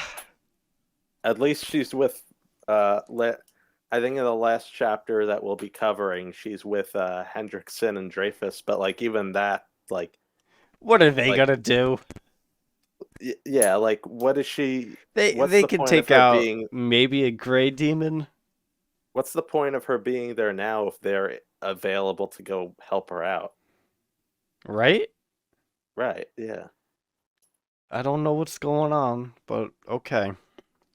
I'm glad she's taking initiative for something. So, anyways, Yeah, Marlin is fucked up yeah. by Zeldris, and so Elizabeth's like, "I'm gonna save you. I'm Elizabeth. I must save you." So she Well, does, and then she talks yeah, to Zeldris. yeah. And she learns about her past kinda, yeah. Uh, yeah, we got some things. She learns that she was once a goddess Yeah. and How stuff, crazy and is she was that? reincarnated and stuff. Oh yeah.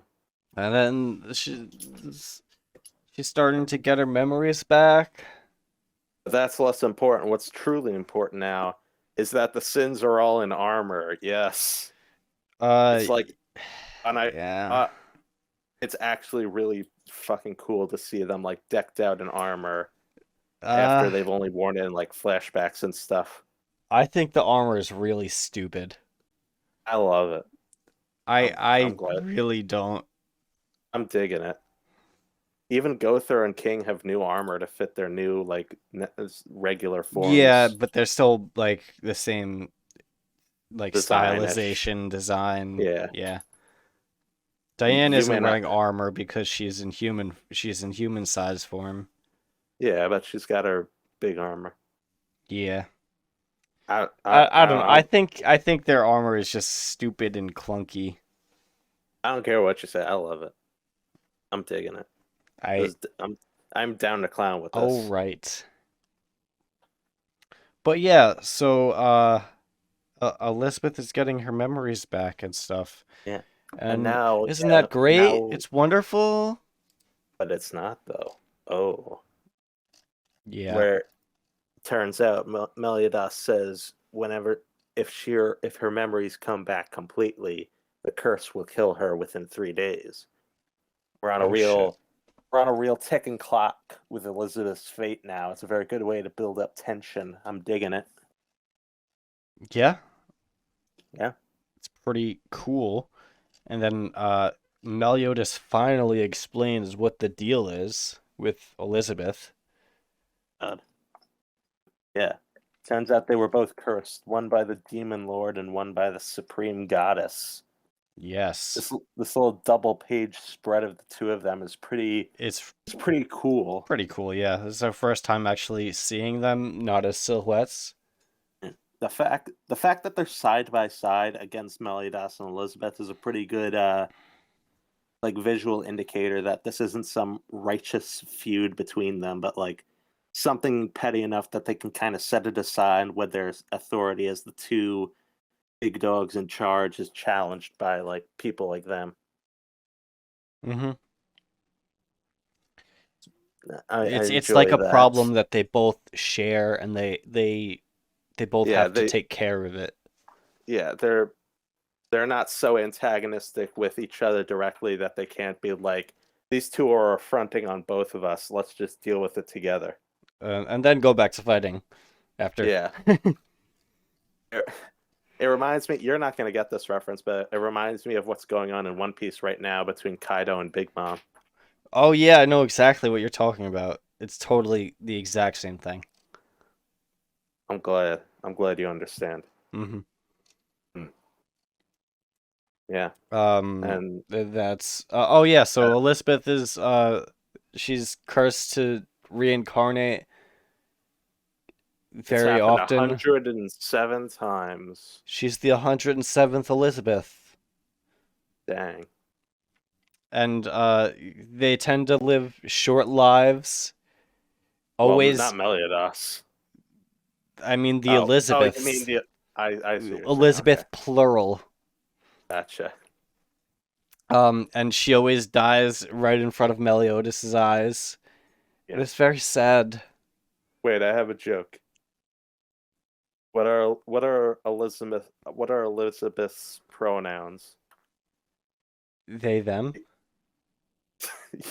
I was gonna say she they because she identifies as female, but there's been so many of her that she can have plural too. Yeah, I suppose. Do you get it? Do you Yeah, get it? Do you get it? Do you I get it? get it. Do you get it? She, Do you get they. it? She, Do you get it? they. Do you get it? Do you get it? I get it. All right. Okay. That's that. That Yeah, was movie chapter time. 224. That was it. But we got a movie. We got a Movie movie. time. We Let's watched a blast movie. through this.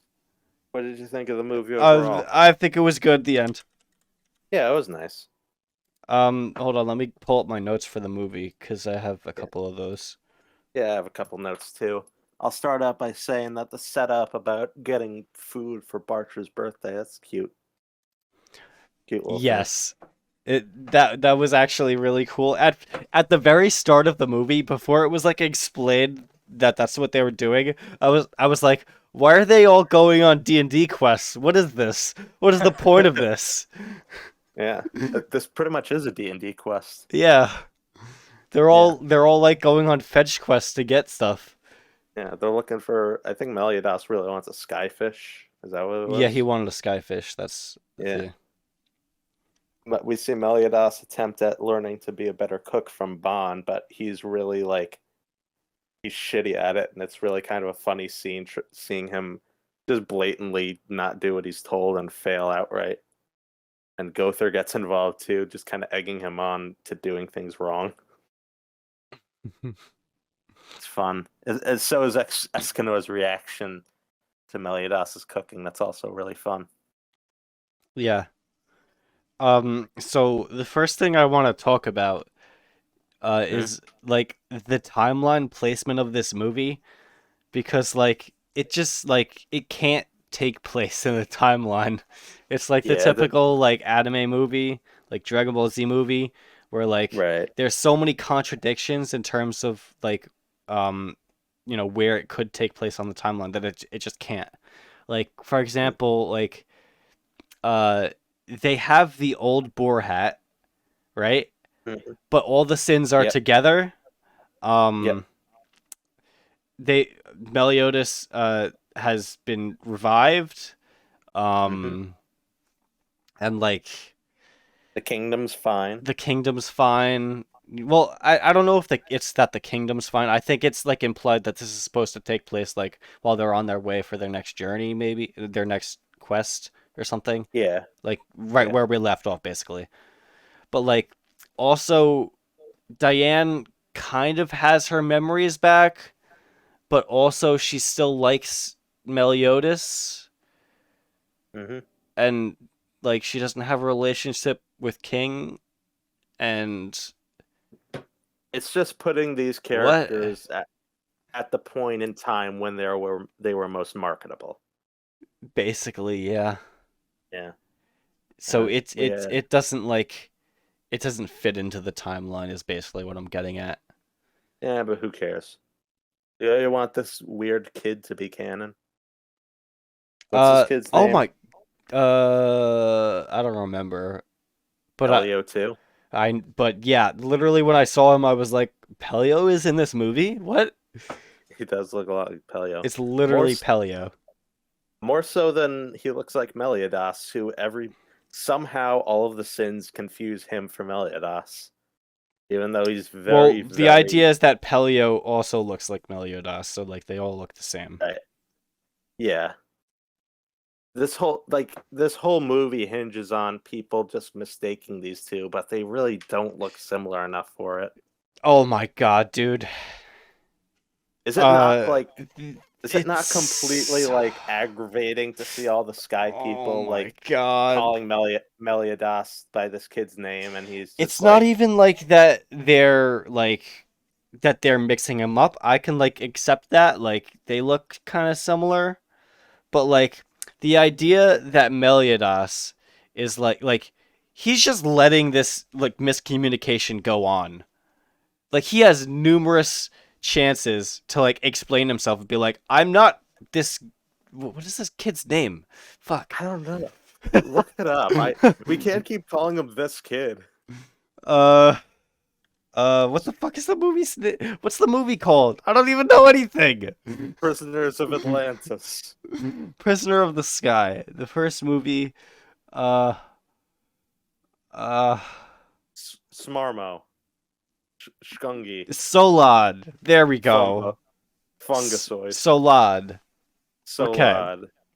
So they're all like the idea that he's just letting this happen. Like he's just letting them, think he's Solad the whole time. Like he has so many opportunities to explain. I'm not Solad. I just look like him. It'd be acceptable if he was like having fun with it, getting a kick out of it, Well, like not trying to egg even. them on, like this would be funny. But like he's just kind of like not doing anything. It's He's not even like that. Like Yeah, it's he's it's just just going an through the motions. inconsistency because like he does try a couple times. He tries to explain himself, but But like nobody he gets listens. talked over and then he just forgets about it. He doesn't Yeah, like there's so many other opportunities where nobody's saying anything where he could just be like, "Yeah, I'm not Solad. What is wrong with you guys?" I'm not Peleolad. And he's not like it's just Yeah, why? yeah. It's such a freaking contrived plot basing around this mixed up identity that he just keeps up because he just doesn't feel like saying anything. Basically, I mean, like, I guess Yeah. he doesn't want to be like, I'm a Rude. demon, but He like, could he he could just doesn't be like, have to I'm a say that. human. He could just say, I'm a Yeah. human, You could just right? say I'm Meliodas and they'd be like, "What?" Yeah, then they don't even know who the fuck that is. Yeah. Yeah. Well, let's we've been ragging on it this whole time. I will say another positive. The sky uh the Sky Kingdom is like a really nice Really looking cool. and Yeah. whimsical location. It reminds me a lot of Link's Awakening I with was like gonna the say giant that. egg, It's the literally Link. It's literally Koholint the Island. great yeah, with like the giant egg and like the Mm-hmm. general aesthetic. It's so pleasant. I like it. Yes, I don't care about these characters being canon, but I'd like it if this place was canon. it's pretty cool. Yeah, it's nice. It's also kind of interesting that like Celestials, as they're called, are like quote unquote descendants of the goddess race. That's like an interesting Yeah, it's lore kind of drop to make weird, like in this world to where make them more interesting. where we already have the druids who are kind of like descendants or like servants of the goddesses, and then we also have Jenna and Zanari. Zaneri who are just goddesses in different bodies, and then we also have just the goddesses themselves who are like inhabiting inanimate objects and stuff. I see the Celestials as sort of like the equivalent of what the vampires were for the demons. They're Yeah, basically. sort of like an offshoot of sorts.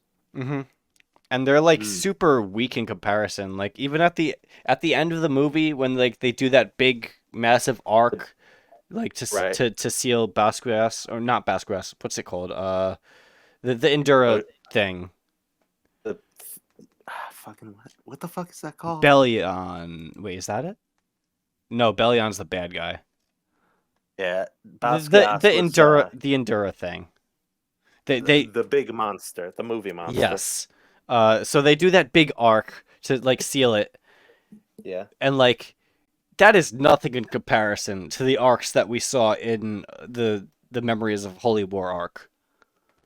Mm, I'm saying right. arc in like different ways, Right. but I think you get what I'm saying. Like Yeah, I get the arc moves that they used in that story in right. canon was is like on a completely different scale to on in this movie. Mm. So it's interesting. Elion, yeah, that was it. Um, No, but wait, yeah, Bellion was the bad guy. yeah, Yeah, Bellion was he's the head of the Six Knights of Black. yeah, Mr. Todd Habercorn guy. Yes, he's fucking he's Bond mixed with uh Demon Hendrickson, literally, Yeah, pretty much. literally. Um, but yeah, do you have anything else to say about the movie? One sec. Uh, the Six Knights of Black, like they all have interesting enough designs, but they definitely feel like rejected It, commandments. yeah, I mean, I think it could have been cool, like if we got more of them, but this is a movie. It's like not long enough. Yeah, If they were like actually introduced in like an actual like anime season, and we got more time with them, I'm sure it would be more interesting. But like the way I see it, like they all just kind of were there. Look, yeah, everybody but Bellion was there to just get destroyed by the seven deadly sins. yeah. It was just to The make the sins look cooler, basically. yeah, yeah. Speaking of that, the action's kind of boring before the sins arrive, but once they are around, it's actually pretty good. It Oh looks yeah, good. The choreography's fun. It's a good time. it's a shame this movie is the thing that destroyed the animation for the rest of the series. When the Yeah, I heard animation about in that. this movie is so good. Yeah, it looks so good, but like the marketing was bad, so not enough people Yeah, saw it, and like the studio is just like, I don't feel like animating anymore if it's not going to make money. Let's just do it, get somebody else for season yeah, three. If anybody didn't know, that's why the animation got so bad for season three. because of this damn movie. Yeah. Uh, oh yeah. The last thing is to say is the last big attack on the big monster was like this huge team attack, and it's really cool. It's a fun time. Yeah, I mean like it was an anime movie, so like of course the whole point of the movie was just to have the seven deadly sins actually like team up and fight together and do this awesome final attack. Yeah. And it did not disappoint whatsoever in Yeah. that respect. Yeah, it's standard. It's what you'd expect, but like it's still enjoyable. It's good. You're not gonna It's good leave stuff. unless you're really, really annoyed by the whole like mix-up plot. But like once the action gets started, you'll enjoy it. I mean, yeah, the mix-up plot, like, it only lasts for like half the movie. The rest of it is just fighting, which the fighting is good. Oh, only half the movie, you say? Yeah, exactly. Yeah, But but yeah, yeah, so good time. another thing at the end of the movie, we get a cool reveal about Yeah, Hawk Mama, who we've not known anything about this entire time. It's been a complete mystery. that's the great Oshiro that they were talking about Yeah, that they confused Hawk for. It's actually Hawk Mama. I literally I predicted this Oh, from like the start of the movie. I was like, that is literally Hawk Mama. yeah, I don't think I like seriously considered it, but I also said like it would be funny if like Hawk's pretending to be the great Oshiro now. It would be funny if like after it's revealed that he's not, it turns out that Hawk's mom actually is. And that's exactly what it was. Yeah.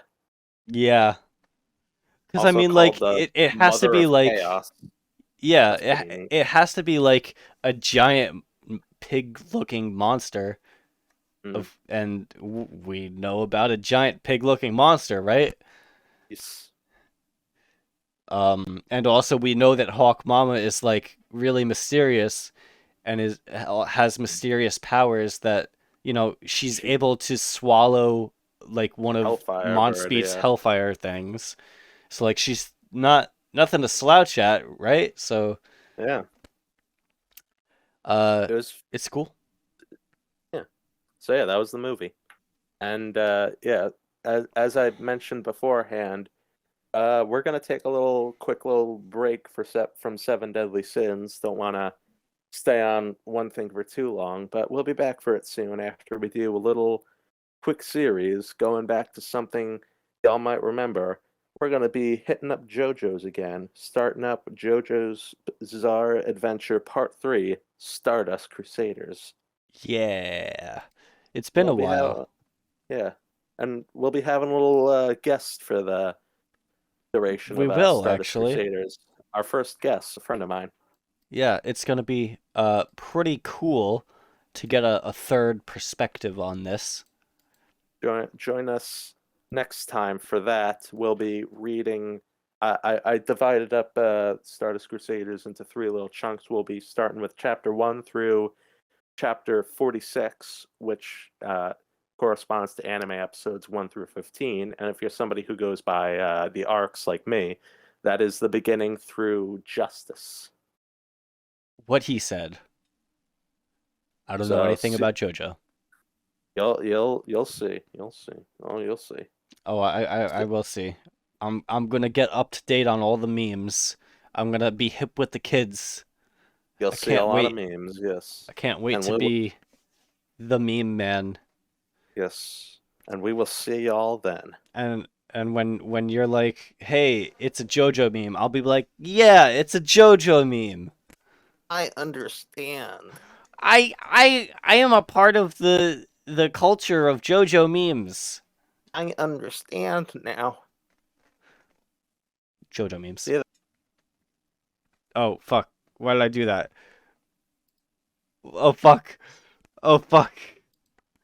that was pretty good. Why did I do that? I What'd you pressed do? the wrong button.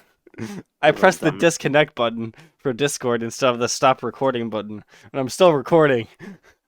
That was Turn it weird. off. No.